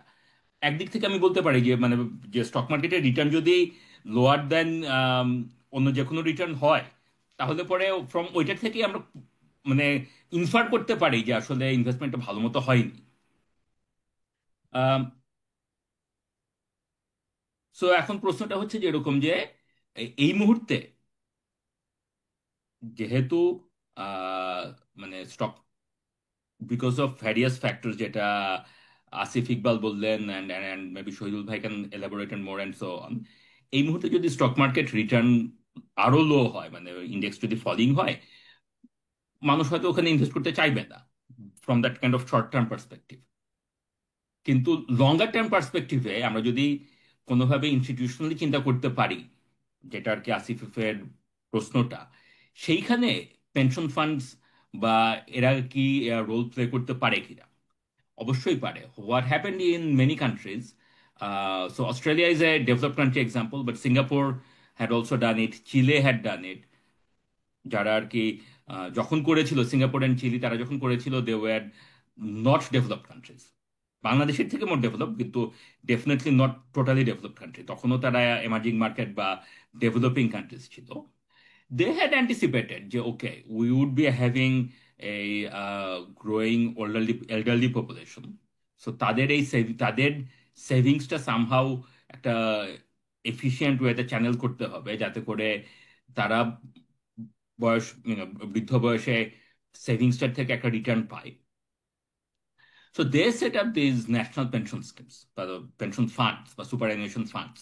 ওকে, there are two kinds of ইয়ার কি। একটা তো হচ্ছে যেরকম যে কমন পেনশন বা বয়স্ক ভাতা যেটা বলা হয়, যেটা ইউরোপে 1930s-এ 40s-এ 50s-এ ছিল। সেটা ছিল হচ্ছে যে বেসিক্যালি আপনার what ever your income is, বয়স 65 ক্রস করলে বা 60 বা 55 হোয়াট এভার, মানে একটা পার্টিকুলার এজের পরে গভর্নমেন্ট সবাইকে একটা ওয়েলফেয়ার পেমেন্ট দিবে। সেটাই টাকাটা আসবে ট্যাক্সের থেকে। তো এই এই ধরনের স্কিম ইজ ভেরি কস্টলি। তার কারণ হচ্ছে যে আপনার পার্টিকুলারলি যখন সোসাইটি এইজিং সোসাইটি হয়, হ্যাঁ, যে দেশে যদি 40% মানুষ, 30% মানুষ যদি রিটায়ারমেন্ট এজের পরে চলে যায়, এবং সবাইকে যদি গভর্নমেন্টকে একটা জেনারেস ওয়েলফেয়ার পেমেন্ট দিতে হয়, তার মানে হচ্ছে যে জি। এরকম যে মানে ট্যাক্স বার্ডেন তো অনেক বেশি করতে হবে আর কি। সো এইটা গেল একটা জিনিসই আর কি। সো সেই জন্যে এই সুপারঅ্যানুয়েশন স্কিম বা পেনশন স্কিম, এইটার একটা একটা ইয়ে হচ্ছে যে এরকম যে ওকে যারা সেভ করতে পারছে, যারা অলরেডি সেভ করতে পারছে, তাদের টাকাটা কোনো একটা প্রফেশনালি রান ইনভেস্টমেন্ট, মানে একটা পোর্টফোলিও ম্যানেজার বলতে পারেন আপনি, ঠিক আছে, তারা ইনভেস্ট করবে। এবং তারা ইনভেস্ট করবে কোথায়? তারা ইনভেস্ট করবে লং টার্ম ইনস্ট্রুমেন্টে। তার কারণটা হচ্ছে যেরকম যে আমি টাকাটা জমাচ্ছি এখন, আমি এই টাকাটা এখন ড্র করতে পারবো না, এই টাকাটা আমি ড্র করতে পারবো রিটায়ারমেন্ট বয়সের পরে। ওকে, মানে ওই আমার যদি এখন আজকে বয়স হয় 30-35 বছর, আমি এখন কাজ করছি, আমি হয়তো রিটায়ার করবো 60 বছরে গিয়ে। তার মানে হচ্ছে যে আমার এই আগামী 20-25-30 বছরে এই টাকাটা আমার ধরার কথা না। So this is the idea আর কি। আম, তাতে করে কি হয়, আমি আগে আমার আমার আমি এই এই চার্টটা যেটা দেখাচ্ছি, যেরকম যে এই যে আমি 30% অফ জিডিপি সেভ করছি, রাইট? এই টাকাটা আমি বাংলাদেশে কোথায় ইনভেস্ট হচ্ছে, বাংলাদেশে আমি যদি ইনভেস্টমেন্ট দেখি, এখানে দেখাই আমি আপনাকে যে বাংলাদেশেও total investment to GDP ratio is actually also pretty high, 30% or 30%-এর উপরে, রাইট? হাউএভার, এর মধ্যে পাবলিক ইনভেস্টমেন্ট হচ্ছে আওয়ামী লীগের সময় it went from 6 to 8%। Private investment কিন্তু বাড়েনি আওয়ামী লীগের সময়, রাইট? অ্যান্ড সো আমাদের দেশে অলরেডি যে টাকাটা সেভিংস হচ্ছে, হাউস হোল্ড সেভ করছে, 30% of their income has been saved on average, ঠিক আছে? কিন্তু ওই 30% অফ ইনভেস্টমেন্ট সেভিংসটা, তাদের ইনকামের যে মানে প্রতি 100 টাকায় তারা 30 টাকা সেভ করেছে, সেই টাকাটা প্রোডাক্টিভ ইনভেস্টমেন্টে, প্রোডাক্টিভ প্রাইভেট সেক্টর ইনভেস্টমেন্টে যায়নি। জি যদি একটা পেনশন স্কিম থাকতো, মানে professionally run, subject to all source of regulation, এমন না যে এরকম যে আমি টাকা জমায়ে কাউকে দিলাম এবং সে যা খুশি করলো, these will all have to be legislated, মানে একটা প্রপার লিগাল ফ্রেমওয়ার্কে have to be run with proper scrutinies and so on. সেগুলি মানে আসিফ যেগুলির কথা বললেন, হ্যাঁ ঠিক একই একই kind kind of regulatory mechanisms and legal framework will have to apply for this. But ওগুলি যদি আমরা থাকতো, তাহলে পরে আমি বলতে পারতাম যে ওকে, এই পুল অফ সেভিংসটা আমি তাহলে পরে আমার ম্যান্ডেটটাই হচ্ছে যে ওরকম লং টার্ম ইয়েতে ইনভেস্ট করা, subject to all sorts of risk return trade offs and জি জি সেলিং জি রেশিওস এন্ড মানে all of those mechanisms, right? যা সেটা হলে পরে কি হতো, তাহলে পরে সেটা হতো যে আপনার এই মুহূর্তে শর্ট টার্মে হয়তো কোনো business and because of broader market condition সে টাকা ইয়ে করতে পারতেছে না ক্যাপিটাল মার্কেট থেকে, কিন্তু সে ওই ইনভেস্টমেন্টগুলি পেতো, মানে ওই ওই ফান্ডের টাকাটা পেতে পারতো আর কি, রাইট? হুম হুম অ্যান্ড তাহলে পরে যেটা হতো যে যে কোনো সময় একটা বিজনেস সাইকেলে যখন ডাউন টার্ন থাকে, যখন রিসেশন থাকে, যখন মন্দা থাকে, তখন কি হয়, তখন কেউই টাকা রেজ করতে পারে না, কারণ টোটাল ইন্ডেক্স ইজ ডাউন। কিন্তু জি যারা more efficient, better functioning based on some fundamentals, হ্যাঁ, কথার কথা মনে করেন যে শহীদুল ভাই, তার বিজনেসটা আসলে ফান্ডামেন্টালি খুবই ভালো, বাট আসিফ ইকবাল এটা অত ভালো না, রাইট? এখন আসিফ খানের কাছে এই এই ফান্ড ম্যানেজমেন্টের টাকাটা আছে, অ্যান্ড হি ক্যান ডিসাইড, ওর ম্যান্ডেটটাই হচ্ছে যে লং টার্মে ইনভেস্ট করা, দেন হি উড সাইড এরকম যে ঠিক আছে আমি শহীদুল ভাইয়ের কাছে টাকাটা দিচ্ছি। কিন্তু রিটেল ইনভেস্টর তো সেরকম ইয়ে নাই, কারণ আমি এখন দেখতেছি এরকম যে শহীদুল ভাইয়ের ইন্ডেক্সও ডাউন, আসিফ ইকবালের ইন্ডেক্সও ডাউন, এই টাকাটা আমি এখন কি করবো? So I end up going for maybe জমি কিনি, হ্যাঁ, অর ওয়ার্স যে জি এমএলএম স্কিমে যাই, or some kind of G pyramid স্কিমে যাই, এন্ড তারপরে দেখা অথবা মানে স্বর্ণের বার কিনি, হোয়াট এভার, হ্যাঁ। And none of those things actually মানে in some cases I lose all my savings. সেটা যদি নাও হয়, it's not actually adding to the productive capacity of the economy, ঠিক আছে? বুঝতে পারছি। যদি ভাই আপনার থটগুলোর সাথে আরেকটু একটা জিনিস একটু অ্যাড করতে চাই। এক হচ্ছে যে যেই ডেটা পয়েন্টের কথা আপনি বলছেন যে গত 10 বছরে বাংলাদেশ স্টক মার্কেটের রিটার্ন কেমন ছিল এবং সেটা যে অন্যান্য অ্যাসেট ক্লাসের তুলনায় খারাপ ছিল, তো এই জায়গাটার একটা অ্যাডিশনাল ইনফরমেশন হচ্ছে আপনি যদি ভালো কোম্পানির গুলো দেখেন এবং ওদের স্টক প্রাইস পারফরমেন্স এবং ওদের আর্নিংস পারফরমেন্স দেখেন, আর্নিংস কিন্তু কনসিস্টেন্টলি বেড়ে গেছে, স্টক আচ্ছা, প্রাইস হয়তো বাড়েনি বা হয়তো কিছু ক্ষেত্রে কমেছে, যেটার কারণে আমরা যারা ফান্ড ম্যানেজার তারা বলি যে তারা this have become more and more and more attractive. মানে আপনি এই দামে এখন কিনলে আপনার return will be 20-30, in certain cases even higher percentage আপনি ফিউচার রিটার্ন পাচ্ছেন because you are buying cheaper. Right. ওই ক্ষেত্রে হচ্ছে কি the demand side issue comes যে আমার lack of long term investor বেসটা is preventing price discovery in an efficient market. এই জিনিসগুলো এত কম দামে আপনি পেতেন না এই স্টক গুলো, এই কোম্পানিগুলো। তো if you had that pool of money through any scheme, তাহলে হচ্ছে গিয়ে যেটাকে আমি পেনশন ইজ অ্যান এক্সাম্পল যে অথবা মিউচুয়াল ফান্ড ইন্ডাস্ট্রি, হ্যাঁ, তাহলে আপনার এই এই যে মার্কেট ইনএফিসিয়েন্সি থাকতো না। দ্বিতীয় একটা পয়েন্ট একটু অ্যাড করি এবং এটা একটা অ্যানেকডোটাল এভিডেন্স, যে আমি আমার কানাডাতে এক বড় ভাইয়ের সাথে কথা হচ্ছিল, ওনাকে আমি জিজ্ঞেস করলাম যে ভাই আপনি মানে কি আপনি কি মার্কেটে ইনভেস্ট করেন কোনো, বলে না আমি তো আসলে এগুলো কিছু বুঝি না, আমার এগুলোর প্রতি কোনো আগ্রহ নাই, ইও নাই, কিন্তু আমি ইনভেস্ট করি না। তা আমি বলেছি তাহলে আপনি করেনটা কি, মানে আপনার তো নিশ্চয়ই কোনো না কোনো সেভিংস হচ্ছে। বলে, না আসলে আমাদের তো সরকারি পেনশনের একটা টাকা চলে যায় বেতন থেকে, ওটা government is taking care of that. And then other part হচ্ছে আমার এমপ্লয়ার একটা পেনশন স্কিম আছে, সেখানে আমি টাকা দিয়ে দিচ্ছি। ওই টাকাটা ওরা কিভাবে ম্যানেজ করছে আমি জানি না। Reality is there are actual fund managers sitting behind, he doesn't know them, but every month তার রাইট। স্যালারির একটা পে চেকের একটা পার্ট সরকারের কাছে যাচ্ছে, একটা পার্ট হচ্ছে তার এমপ্লয়ারের ফান্ডে যাচ্ছে, এবং these are being professionally manage across various asset class with portfolio manager, যারা কন্টিনিউয়াসলি দেখছে যে এখন বন্ডে টাকা রাখা ভালো না স্টকে টাকা রাখা ভালো। This is sort of the, মানে আই থিঙ্ক যে this is sort of the ideal dream goal, যে আপনার system is well functioning, people have the trust, and then even if exactly. তার ওই নলেজটা নাই যে কোন অ্যাসেট ক্লাস আমি এখন ইনভেস্ট করছি বা না করছি, there are these other intermediaries, there are these regulators that are basically channelizing all these household savings into the best possible investment avenue. Anyways, exactly. আমাদের এখানে নেক্সট আসি, জাস্ট প্রশ্ন জাস্ট এগেইন, মানে very important thing to note here is যে এখানে trust is a big issue. হ্যাঁ, কানাডাতে বা অস্ট্রেলিয়াতে বা ইয়ে আর কি, যেরকম যে আমি চাকরি করি, আমার বেতন থেকে একটা টাকা অলরেডি কেটে রাখা হচ্ছে এবং সেই টাকাটা এখানে যাচ্ছে, অ্যান্ড আমার চিন্তা করতে হচ্ছে না যে এই টাকাটা মানে কেউ মেরে দিবে কিনা। ঠিক আছে, so that is fundamental, because I know যে ওই পেনশন ফান্ড, সুপারঅ্যানুয়েশন ফান্ড বা savings fund, whatever it is, whatever you call it, বিভিন্ন দেশে বিভিন্ন স্কিম, বিভিন্ন নাম and so on, they are all wealth managers basically, মানে fund managers, right? And I know যে এক নম্বর হচ্ছে যেরকম যে they have very specific mandates, right? And দুই নাম্বার হচ্ছে যেরকম যে তারা যদি ওই ম্যান্ডেট ব্রেক করে, সেটা ধরার জন্য they have regulatory agencies. So ওই ট্রাস্টটা জি। আছে। সো আমার চিন্তা করতে হচ্ছে না যে এরকম যে আমার টাকাটা কেউ মেরে ইয়ে হয়ে যাচ্ছে। বাংলাদেশে যদি আমি কালকে এরকম একটা স্কিম করতে যাই, আই সাসপেক্ট প্রথমেই যেটা ইয়ে হবে সেটা হচ্ছে যেরকম যে সবাই একটা রেজিস্ট্যান্স হবে, যেরকম যে হ্যাং অন, আমি মানে আমার বেতন থেকে তুমি টাকা কেটে রাখবা, তারপরে সেই টাকাটা কোথায় যাবে, কে ম্যানেজ করতেছে, কিভাবে হবে, মানে এইটা একটা ইয়ে হবে। সো আওয়ামী লীগের সময়, শেখ হাসিনার আমাদের 2023-22-23-এর দিকে, they talked about pension schemes, pension funds and so on, right? Ultimately বোধহয় কি হয়েছিল আমার ঠিক মনে নাই, because too many other things were going on. কিন্তু প্রথমেই যেটা ইয়ে হয়েছিল সেটা আর কি, যখন এটা অ্যানাউন্স করা হয়েছিল, what I remember is that there was a widespread মানে স্কেপটিসিজম। ব্যাকল্যাশ। হ্যাঁ, ব্যাকল্যাশ। ব্যাকল্যাশটা ছিল কি, যেরকম যে okay, government is running out of money and they are trying to find squeeze me.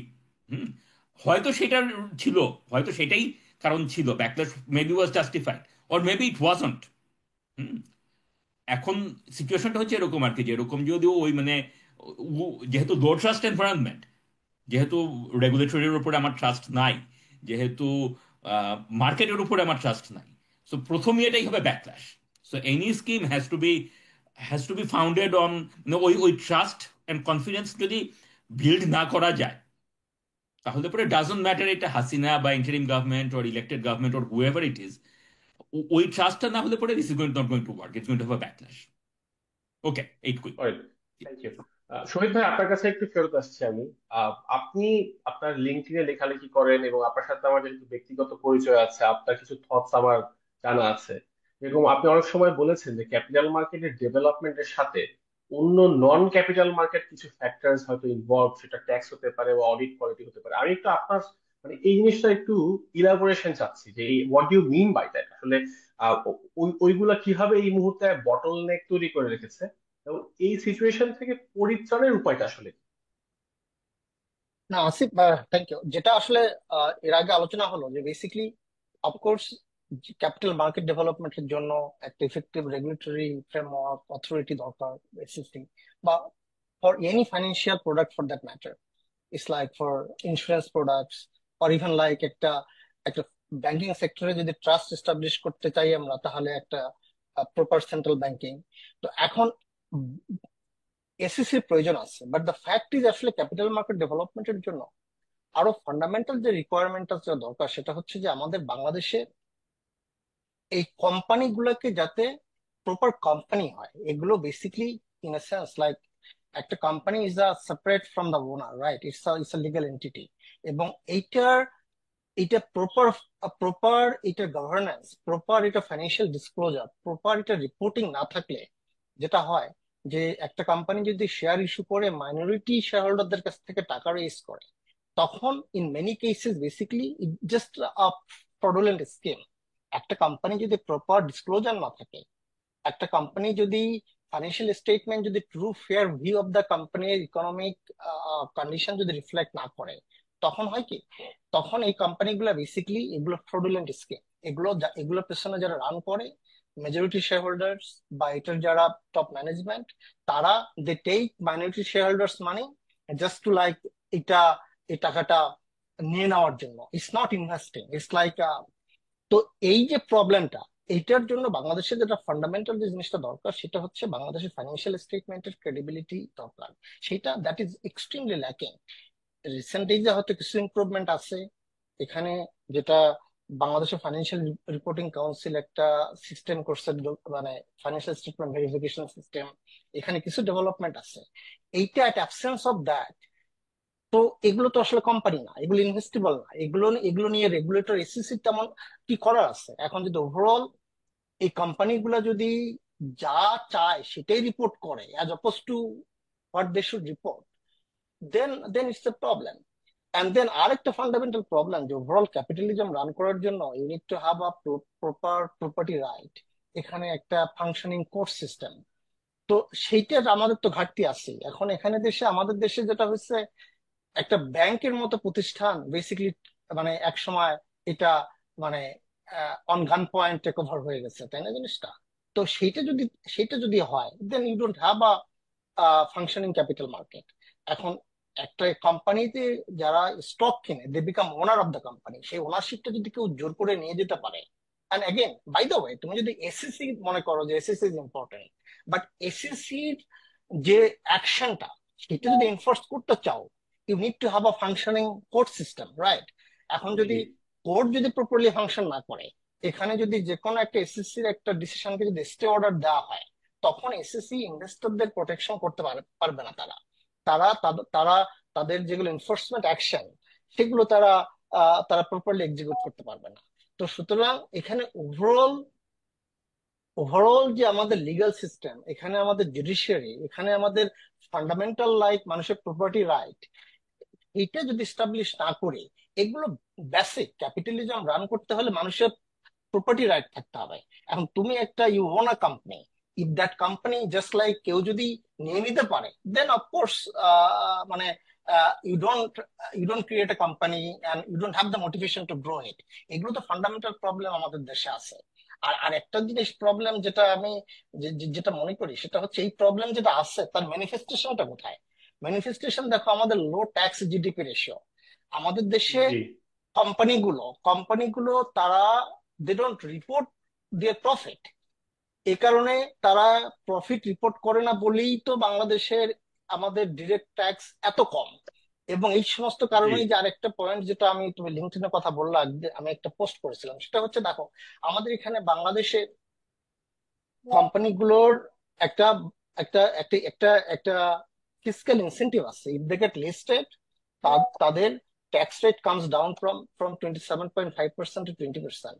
এর মানে হচ্ছে কি, একটা কোম্পানি যদি তার 10% শেয়ার যদি মাইনরিটি শেয়ার হোল্ডারদেরকে দেয়, পাবলিককে দেয়, এটা যদি ফ্রিও দেয়, তারপরেও এই ইনসেন্টিভটার কারণে কোম্পানিগুলো লিস্টেড হওয়া উচিত। It's a massive incentive. But of course জি। কোনো কোম্পানি তো ফ্রি শেয়ার দিবে না। বাট স্টিল তারা কেন লিস্টেড হচ্ছে না? ইটস নট আ রেশনাল, মানে রেশনালি এটা জাস্টিফাই করা যায় না। But still company they are not getting listed. They have their own rationality. The rationality is that these companies don't pay taxes. If they don't pay taxes, then tax incentive is not an incentive whatsoever, right? And if the company can avoid taxes, how can the company can avoid taxes? They can avoid taxes by creating মানে fictitious financial statements. So with that level of financial reporting standard, you don't have a capital market. You shouldn't have a capital market. সোজা কথা। এটা যদি তুমি করো, তাহলে basically তুমি you are creating like public, সাধারণ মানুষের টাকাগুলোকে you are putting them at risk. ওই ধরনের ক্যাপিটাল মার্কেট থাকার চেয়ে না থাকাই ভালো, যেখানে financial statement company tax Yvette করতে পারে অন আ লার্জ স্কেল। সেই দেশে স্টক মার্কেট থাকা উচিত না। হুম। এখন এখন এই কারণেই যেটা জ্যোতি ভাই বললেন বা তুমি যেটা বললা যে আমাদের গত 10 বছরে 12 বছরে stock market has been performing very poorly. The reason, of course, এটা ওভারঅল মার্কেট, বিকজ ওভারঅল মার্কেটের মধ্যে the vast majority companies are fraudulent companies. এগুলো company they don't deserve any price, any valuation, still they got listed. তো এগুলো মানুষ কিনছে। তো এগুলো যদি কোম্পানি যদি ফ্রডুলেন্ট হয়, আর ভ্যালু যা হওয়ার ইন দ্য লং রান তাই হবে। এন্ড ওভারঅল মার্কেট মানে সেটা রিফ্লেক্ট করছে। এখন এই এই প্রেক্ষাপটে তুমি দেখো দেয়ার আর কোম্পানিজ যারা they they properly report their financial statement. It's not that they do it because আমাদের দেশে আইন তাদেরকে বাধ্য করে। There are companies, there are good people, they do it on their own. বা মাল্টিন্যাশনাল কোম্পানিগুলো করে তাদের রেপুটেশন রিস্কের কারণে করে, তাদের একটা যে তাদের মানে গ্লোবালি যে তাদের একটা বেস্ট প্র্যাকটিস আছে সে কারণে করে। এই কোম্পানিগুলোর তুমি দেখো ওভার লাস্ট 10-15 years তাদের return was pretty good. And you look at from a longer term like 30 years horizon, এই অ্যাসেট ক্লাস গুড কোম্পানিজ তাদের return was significantly above any other asset class in the country. কারণ these are the companies, these are proper companies, they are they are generating real value, and that value they are sharing equally and fairly with minority shareholders. তো সেটাই। আর of course আরেকটা কারণ আছে এখন at this point in time, তুমি যেটা বললা যে stock market is never efficient. 10 বছরের দিয়ে ইউ ক্যানট জাজ ইট। 5 years দেয়ার আর আপ সাইকেল, ডাউন সাইকেল, দেয়ার আর এখানে non economic factors, emotional factors, মানুষের ফিয়ার, মানুষের grid, up down cycle. Even like good companies তারা যে ভ্যালুয়েশন ডিজার্ভ করে at this point in time I am pretty sure সেই valuation তারা পাচ্ছে না। বাট অ্যাগেন জি। সেইটা হচ্ছে টিপিক্যাল ক্যাপিটাল মার্কেট সাইকেল, ওইটা ডিফারেন্ট। কিন্তু আমাদের ফান্ডামেন্টাল প্রবলেম যেটা, সেই প্রবলেমটা এটা এসিসি একার পক্ষে সম্ভব না। এটা যেটা দরকার হচ্ছে আমাদের একটা প্রপার একটা আইনের শাসন, প্রপার একটা এনফোর্সমেন্ট। এই এনফোর্সমেন্টটা আসতে হবে বেসিকলি এই বাংলাদেশের financial reporting council and basically from NBR. NBR যদি মেক শিওর করতে পারে একটা প্রপার কোম্পানি তার ফেয়ার ট্যাক্সটা দেয়, সেটা এনশিওর করতে গেলে কোম্পানিকে প্রপার রিপোর্টিং করতে হবে। So that should be the starting point of developing the equity capital market as I said. But having said that, আমাদের এই কারণে যেটা দরকার ছিল সেটা হচ্ছে আমাদের ক্যাপিটাল মার্কেটের শুরুটা হওয়া দরকার ছিল ডেট ক্যাপিটাল মার্কেট দিয়ে, স্পেশালি গভর্নমেন্ট বন্ড মার্কেট দিয়ে, বিকজ দ্য গভর্নমেন্টের basically government is relatively more transparent, and then government local currency obligations normally they don't fail it. তো আমাদের দেশে ইনভেস্টর আমাদের ক্যাপিটাল মার্কেটের যাত্রাটা যদি ওইটা দিয়ে শুরু হতো, লোকজন সঞ্চয়পত্রটা আমাদের দেশে ফেজ আউট করা উচিত করে গভর্নমেন্ট বন্ড মার্কেট, বন্ডের মাধ্যমে গভর্নমেন্টের বড়োইংটা হওয়া উচিত, সেটার সেকেন্ডারি মার্কেট হওয়া উচিত। মানুষ একটা ফিক্সড ইনকাম ইনস্ট্রুমেন্ট যেটার কোনো ক্রেডিট রিস্ক নাই, সেইটা দিয়ে মানুষের মানে এই ইনভেস্টিং এর হাতে খড়িটা হওয়া উচিত। এন্ড দেন অফকোর্স আমাদের এই যে ডেফিসিয়েন্সি ইস্যুস গুলো বললাম, এগুলো অ্যাড্রেস করে আমাদের ইকুইটি ক্যাপিটাল মার্কেটে যাওয়া উচিত ছিল। তো এই হচ্ছে, বাট আমাদের মানে সেটা হয়নি। এই কারণে আমরা ভুলভাবে শুরু করেছি। মানুষ এখানে they burn their fingers, they became very very agnostic মানে about the market, and এই কারণে আমাদের জন্য it's going to be really difficult to develop a capital market even like by frontier market standard like Pakistan Sri Lanka লেভেলে যেত আমাদের অনেক অনেক কিছু করতে হবে। বুঝতে পারছি। So, আমি একটু রিক্যাপ করি শহীদ ভাই, আপনার যে তিনটা পয়েন্ট আপনি আনলেন, এক হচ্ছে আপনার quality of financial reports, financial statements এবং এর ইন্টিগ্রিটি। দুই হচ্ছে আপনার judicial system, which is a মানে absolutely necessity for development of financial markets. আর থার্ড আপনি বললেন যে ট্যাক্স এনফোর্সমেন্ট, যে আপনার ট্যাক্স ঠিক মতো দিচ্ছে কিনা, যেটা ফাইন্যান্সিয়াল স্টেটমেন্টের সাথে অ্যাকচুয়ালি ইন্টার কানেক্টেড। আপনার ফাইন্যান্সিয়াল স্টেটমেন্ট ঠিক থাকলে ট্যাক্সও ঠিক মতো দেওয়া হবে, রাইট। এবং ওই ক্ষেত্রে আপনার আইপিও মার্কেটে আমরা আরো ভালো সাপ্লাই অফ কোম্পানিজ দেখতে পারবো।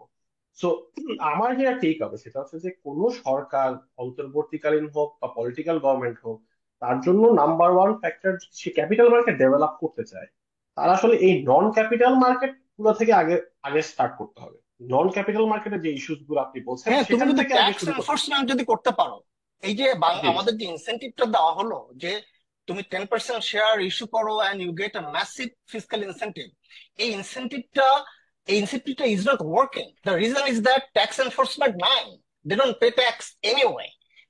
তো তো সুতরাং ইউসি, যদি তোমার সিস্টেম যদি কাজ না করে, যদি তোমার শরীরের যদি তোমার সিস্টেম গুলো কাজ না করে, তাহলে হবে কি, তুমি মেডিসিন নাও বা তুমি নিউট্রিশন নাও, এটা দিয়ে কাজ হবে না, তাই না জিনিসটা? ওইটাই হচ্ছে জি, প্রবলেম, ফান্ডামেন্টাল প্রবলেমটা আমাদের ওখানে। করে করে আমাদের প্রোগ্রামের শেষের দিকে চলে আসছে। আমি একটু আসিফ ইকবাল ভাইকে দিয়ে আজকের প্রোগ্রামটা সেশনটা শেষ করতে চাই। আসিফ ভাই, বেসিক্যালি আমরা এর আগে আপনার কাছ থেকে শুনেছি যে আসলে রেগুলেটরের দায়িত্ব কি হওয়া উচিত এবং কি হওয়া উচিত না। আমি আপনার কাছে একটু জানতে চাই যে আপনার পার্সপেক্টিভ থেকে আমাদের এখনকার যে বিএসসিসি আছে সেটার মানে কোন কোন দিকগুলো আপনার কাছে মনে হচ্ছে যে তারা খুব ভালো করেছে, হ্যাঁ, এবং সাথে এরপরে সংক্ষিপ্ত আপনি যদি একটু বলেন যে কোন কোন জায়গা আসলে উন্নতির জায়গা আপনি দেখতে পাচ্ছেন। Thank you.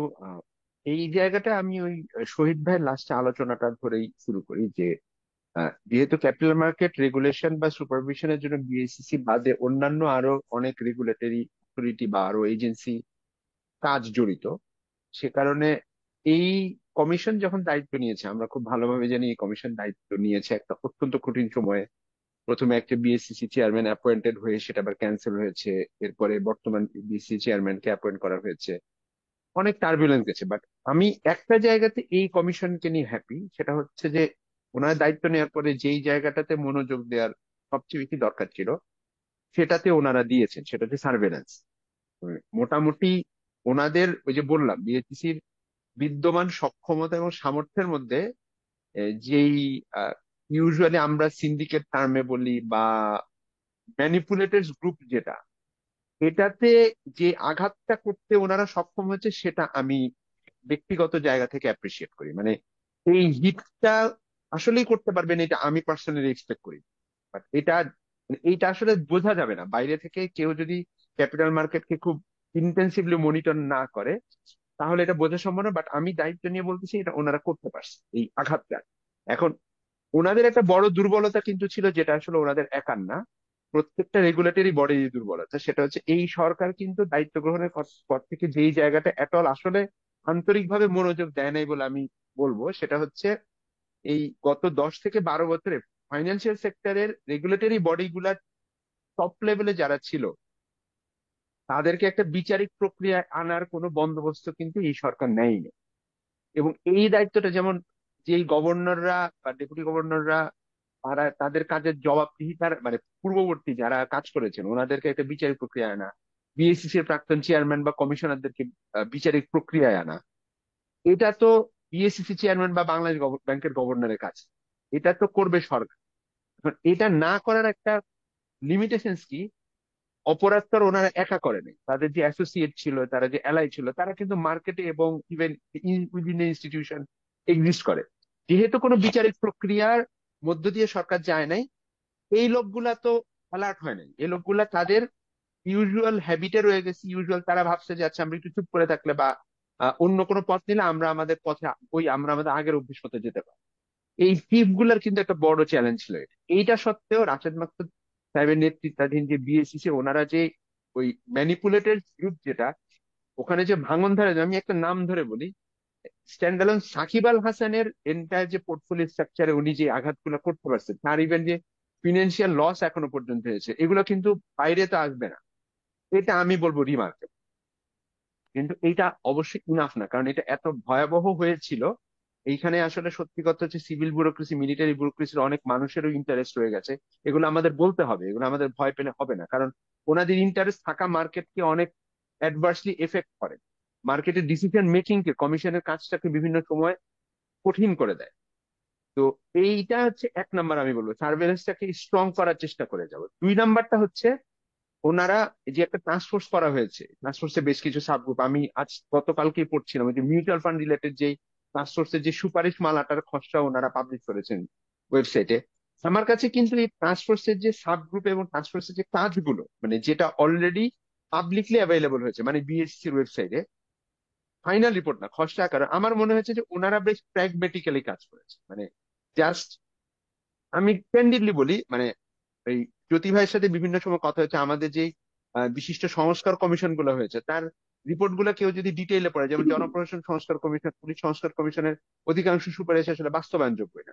On the contrary to this situation, পুঁজিবাজার নিয়ে যারা কাজ করছেন, আমি জানি না এক্স্যাক্টলি কারা কারা কাজ করছেন, মানে টাস্ক ফোর্সের টপে ছিল, অনেকগুলো সাবগ্রুপ কাজ করছেন, ওনারা খুব প্র্যাগমেটিক্যালি এবং প্র্যাকটিক্যালি, মানে ফ্ল্যামবয়েন্ট বা সুপার অ্যাম্বিশিয়াস কিছু দেন নাই, অমুক দেশের ভালো এক্সাম্পল টানার চেষ্টা করেন নাই। তারা বাংলাদেশের বাস্তবতাতে ছোট ছোট ছোট ছোট কি কি নিলে আমার ইমিডিয়েট ফল পাওয়া যাবে, স্ট্রাকচারাল সিচুয়েশন গুলাকে অ্যাড্রেস করার জন্য কি পদক্ষেপ নেওয়া যেতে পারে, এই ধরনের কাজগুলো হয়েছে। আমি খুব ডিটেইলে গেলাম না।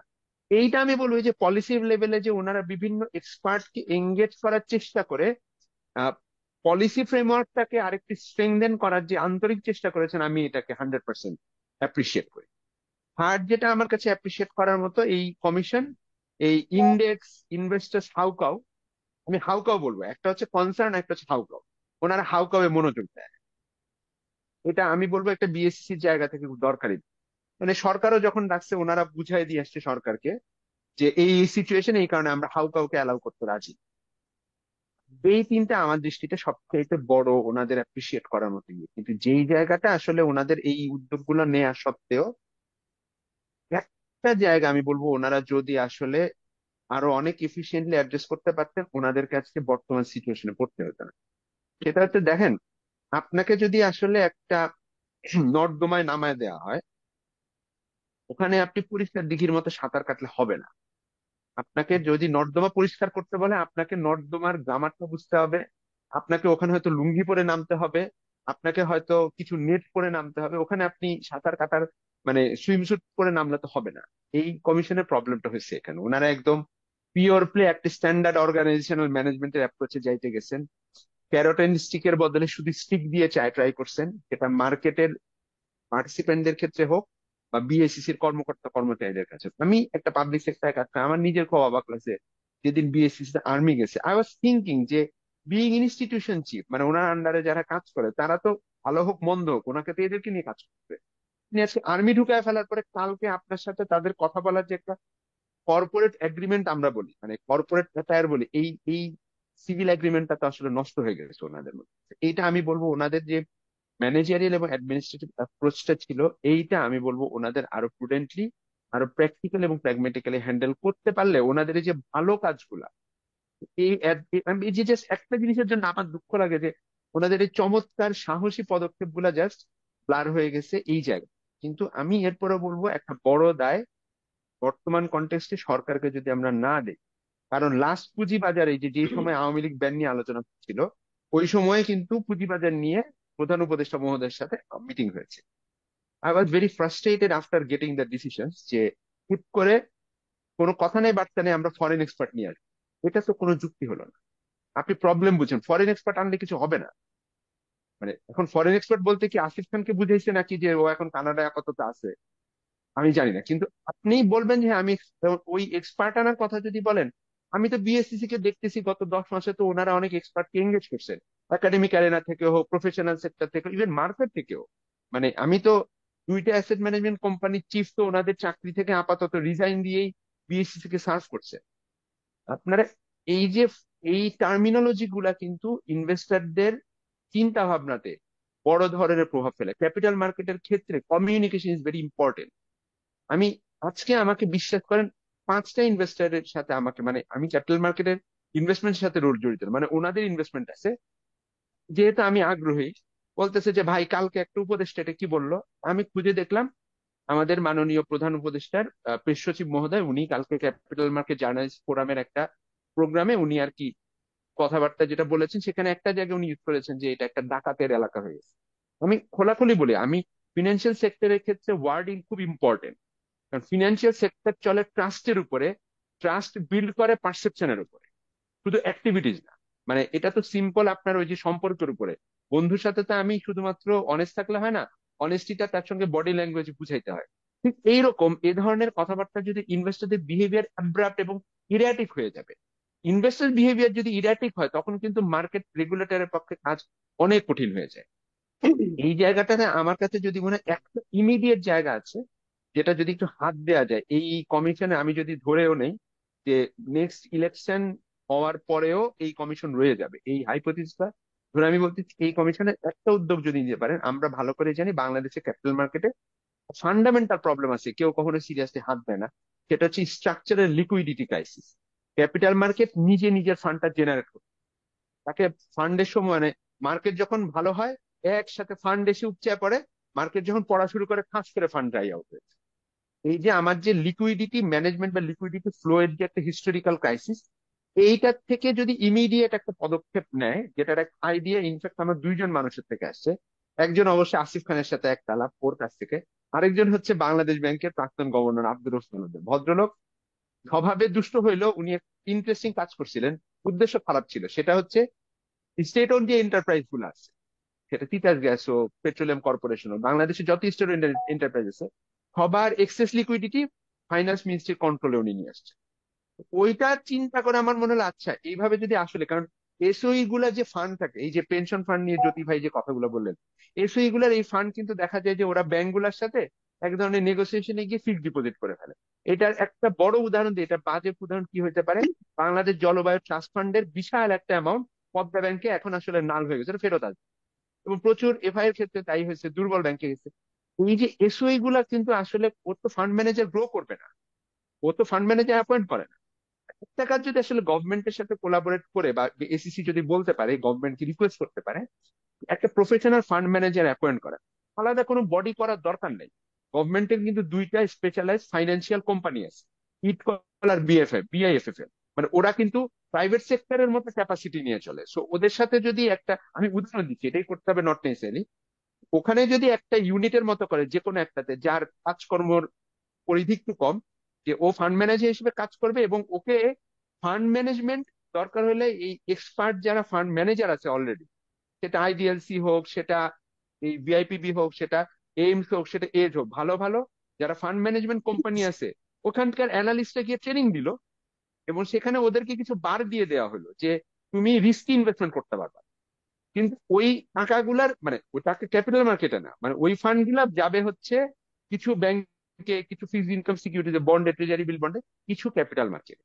এ ধরনের একটা অ্যারেঞ্জমেন্ট যদি প্রুডেন্ট, প্র্যাগমেটিক এবং প্র্যাকটিক্যাল ওয়েতে করা যায়, ক্যাপিটাল মার্কেট লিকুইডিটির একটা সমাধানের পথ কিন্তু এটা ইমিডিয়েটলি করা যায়, এটা অনেক কঠিন কাজ।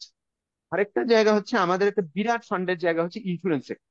কারণ ইন্স্যুরেন্স সেক্টরটা একটা খুবই আনট্যাপড জায়গা, এবং এটা নিয়ে আমরা কথাও কম বলি, আমাদের প্রচুর টাকা আসছে কিন্তু বলেই নজর দিতে হবে নট নেসেসারি। বাট ওর ফান্ড গুলোকেও কিভাবে আমি একটা ট্রান্সপারেন্ট এবং অ্যাকাউন্টেবল ওয়েতে ক্যাপিটাল মার্কেটে বেটারমেন্টের জন্য চ্যানেলাইজ করতে পারি, এই দুইটা জায়গা থেকে যদি আমি টাকাটাকে আনার একটা, মানে খুব সাবধানে করতে হবে এটা, এগুলো এইসব কাজকর্ম খুব বিপজ্জনক, in consideration of the Bangladeshi মানুষের অভ্যেস।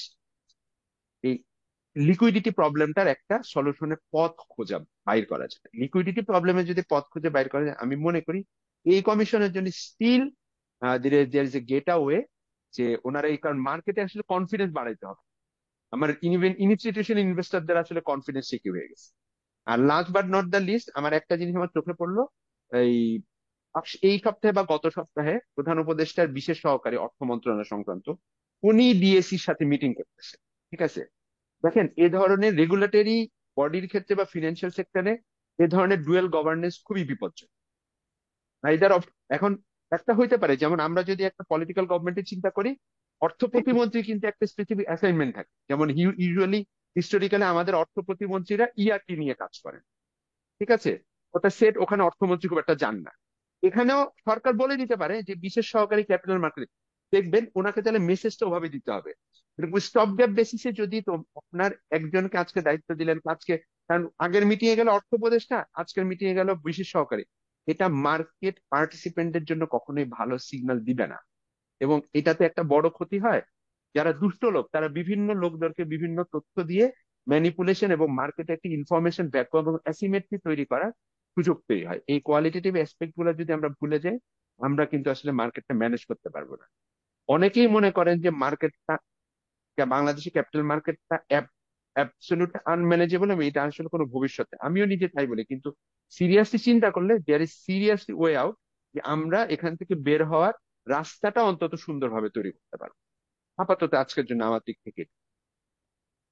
আসলে আপনাকে অনেক ধন্যবাদ, আপনি আসলে অনেকগুলো গুরুত্বপূর্ণ পয়েন্ট উঠালেন।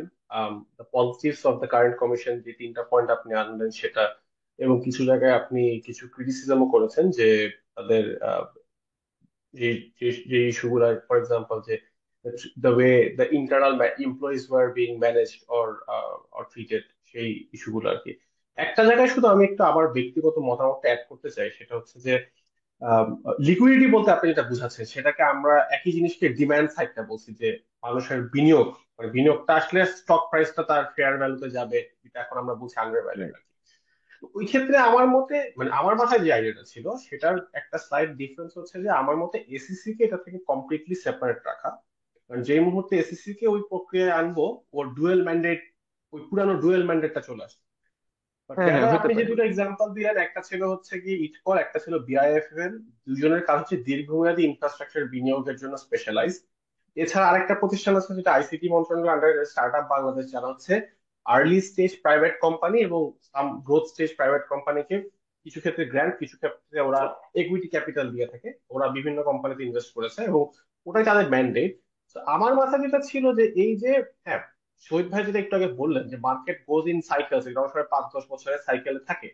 বাট অনেক সময় বাংলাদেশের মতো মার্কেটে এটা তো আমরা বুঝি যে আপনার মানে রিফর্ম সেল করা অত ইজি না। আপনার মার্কেট ইন্ডেক্স যখন পড়তে আছে তখন কিন্তু রিফর্ম সেল করাটা অনেক ডিফিকাল্ট হয়ে যায়। তো তখন আমার মাথায় ছিল যে if some companies are genuinely undervalue, they are genuinely undervalue, then আমার বা শহীদ ভাই I think we can establish very easily যে they are extremely undervalued, এটা to compare to their own history এবং compare to similar companies in other countries. সেই ক্ষেত্রে national কিছু asset এখানে ইনভেস্ট করলে এটা আসলে বেইল আউট না, সেটা rather this is good use of the public money, buying these assets at under valued prices. So that was the thinking যে I really hate bailing out stock market investors, যেটা you mentioned in the first question, আপনি বলছিলেন যে বাংলাদেশ ইনভেস্টররা মনে করে যে আমি রিস্ক ফ্রি হাই রিটার্ন চাই, সেটা আসলে একেবারেই লজিক্যাল না। But that some of the national asset, whether it's accumulated through a pension scheme or some other government institution, they buy at extremely low valuations and then market valuation বেশি হয়ে গেলে সেখানে they sell it। এই ফাংশনটা করা গেলে I think যে একটা আসিফ, এই এইটা এই তো এই এটা তো জি আমাদের তো we have a mechanism for that, we have ICB for that, right? Investment corporation of Bangladesh, that's the reason জি ICB was set up, and it was well funded institution. এখন ওভার মেনি ইয়ার্স যেটা হয়ে গেছে, ICB আইসিবির টাকা পয়সা লুট হয়ে গেছে, রাইট? জি তারা এই সমস্ত বাজে শেয়ার ইনভেস্ট করছে, তারা তারা কোলাইড করছে with all the bad issuers, with bad players. এখন যদি জি তুমি যদি গভর্নেন্স এনশিওর করতে না পারো, রুল অফ ল যদি এনশিওর জি করতে না পারো, তুমি যদি অ্যাকাউন্টেবিলিটি এনশিওর করতে না পারো, আর একটা ইনস্টিটিউশন তৈরি করে এটা যে এটা যে ওইরকম হবে না, how do you know that? তাই না দেয়ার জিনিসটা? Is no guarantee. I am not saying Shahid ভাই, আইসিবির সব ইনভেস্টমেন্ট খারাপ, আইসিবি একসময় অনেক ভালো ইনভেস্টমেন্ট করছে। এখন যে লিডারশিপ আছে, এখন চেয়ারম্যান, দে আর প্রুডেন্ট লোকজন। বাট একটা সময় এগুলো কিছু লোকজনের হাতে চলে গেছিল, বেসিকলি পাবলিক মানি, রাষ্ট্রীয় টাকা পয়সা লুট হয়ে গেছে। হুম। তো আসলে তোমার সবচেয়ে বড় জিনিসটা দরকার অ্যাকাউন্টেবিলিটি, সবচেয়ে বড় জিনিসটা দরকার গভর্নেন্স। এইটা না হলে পরে এগুলো সলিউশনস আর প্রিটি ইজি। হ্যাঁ, তুমি যেটা বলতেছো আজকে, আহ, মানে এটা যদি আমাদের আইসিবি ঠিক মতো কাজ করতো, তাহলে পরে এই আলোচনাটাই আসতো না, তাই না জিনিসটা? ট্রু। আচ্ছা, এখানে আমি একটু শহীদ ভাইয়ের সাথে একটু অ্যাড করি। সেটা হচ্ছে যে এই আলোচনাটাই আমরা করতেছিলাম যে আইসিবি আসলে এমন একটা জায়গায় চলে গেছে। ওই যে আমি আর আসিফ মিলে যে এই তিনটা প্রতিষ্ঠানের কথা বললাম, বিশেষ করে ইটকল আর বিএফএফএল এ কিন্তু গভর্নেন্সটা রাখা গেছে, কারণ হচ্ছে এটা গভর্নমেন্ট স্ট্রাকচারে চলে। ওর পে স্কেল থেকে শুরু করে ওর সবকিছুই একটা কর্পোরেট স্ট্রাকচারে চলে। আমাদের শহীদ ভাই অ্যাবসলিউটলি রাইট যে এটা আসলে মানে আইসিবির পারপাসই ছিল সেটা, যে ও ফান্ড ফেচ করবে, ফান্ড ম্যানেজ করবে, ফান্ড জেনারেট করবে। আইসিবি আসলে ওয়ান্স এগেন এমন একটা আনসলভেবল ইনস্টিটিউশনে পরিণত হয়েছে, কারণ বড় প্রতিষ্ঠান তো। তো এইটাকে আসলে এই জায়গাটা আমাদের একটু চিন্তা করা না, যে আইসিবি কে আমরা আসলে কিভাবে ডিল করব। তো আমাদের মনে হয় আরেকটু খুব বেশি সময় নাই। আজকের জন্য আমার দিক থেকে এটুকু। আমরা আসলে আমাদের সময় ভালোই অতিক্রম করে ফেলেছি, আসলে ডিসকাশনটাই এমন যে এই এতটুকু Absolutely. সময় না ব্যয় করলে হয় না কোনোভাবেই। না। বাট আমি আপনাদের তিনজনকে অনেক ধন্যবাদ দিতে চাই for a very lively and interesting discussion and debate in certain cases. তো আজকের মতো এখানেই শেষ। হোপফুলি আমরা ক্যাপিটাল মার্কেট নিয়ে ফার্দার ডিসকাশন করবো ফিউচারে। Thank you. Thank you. আসসালামু আলাইকুম। Thank you Asif. জ্যোতি ভাই, thank you. Thank you. Thank you. Recording thank you Jyoti ভাই, thank you Asif, thank you Sujit ভাই।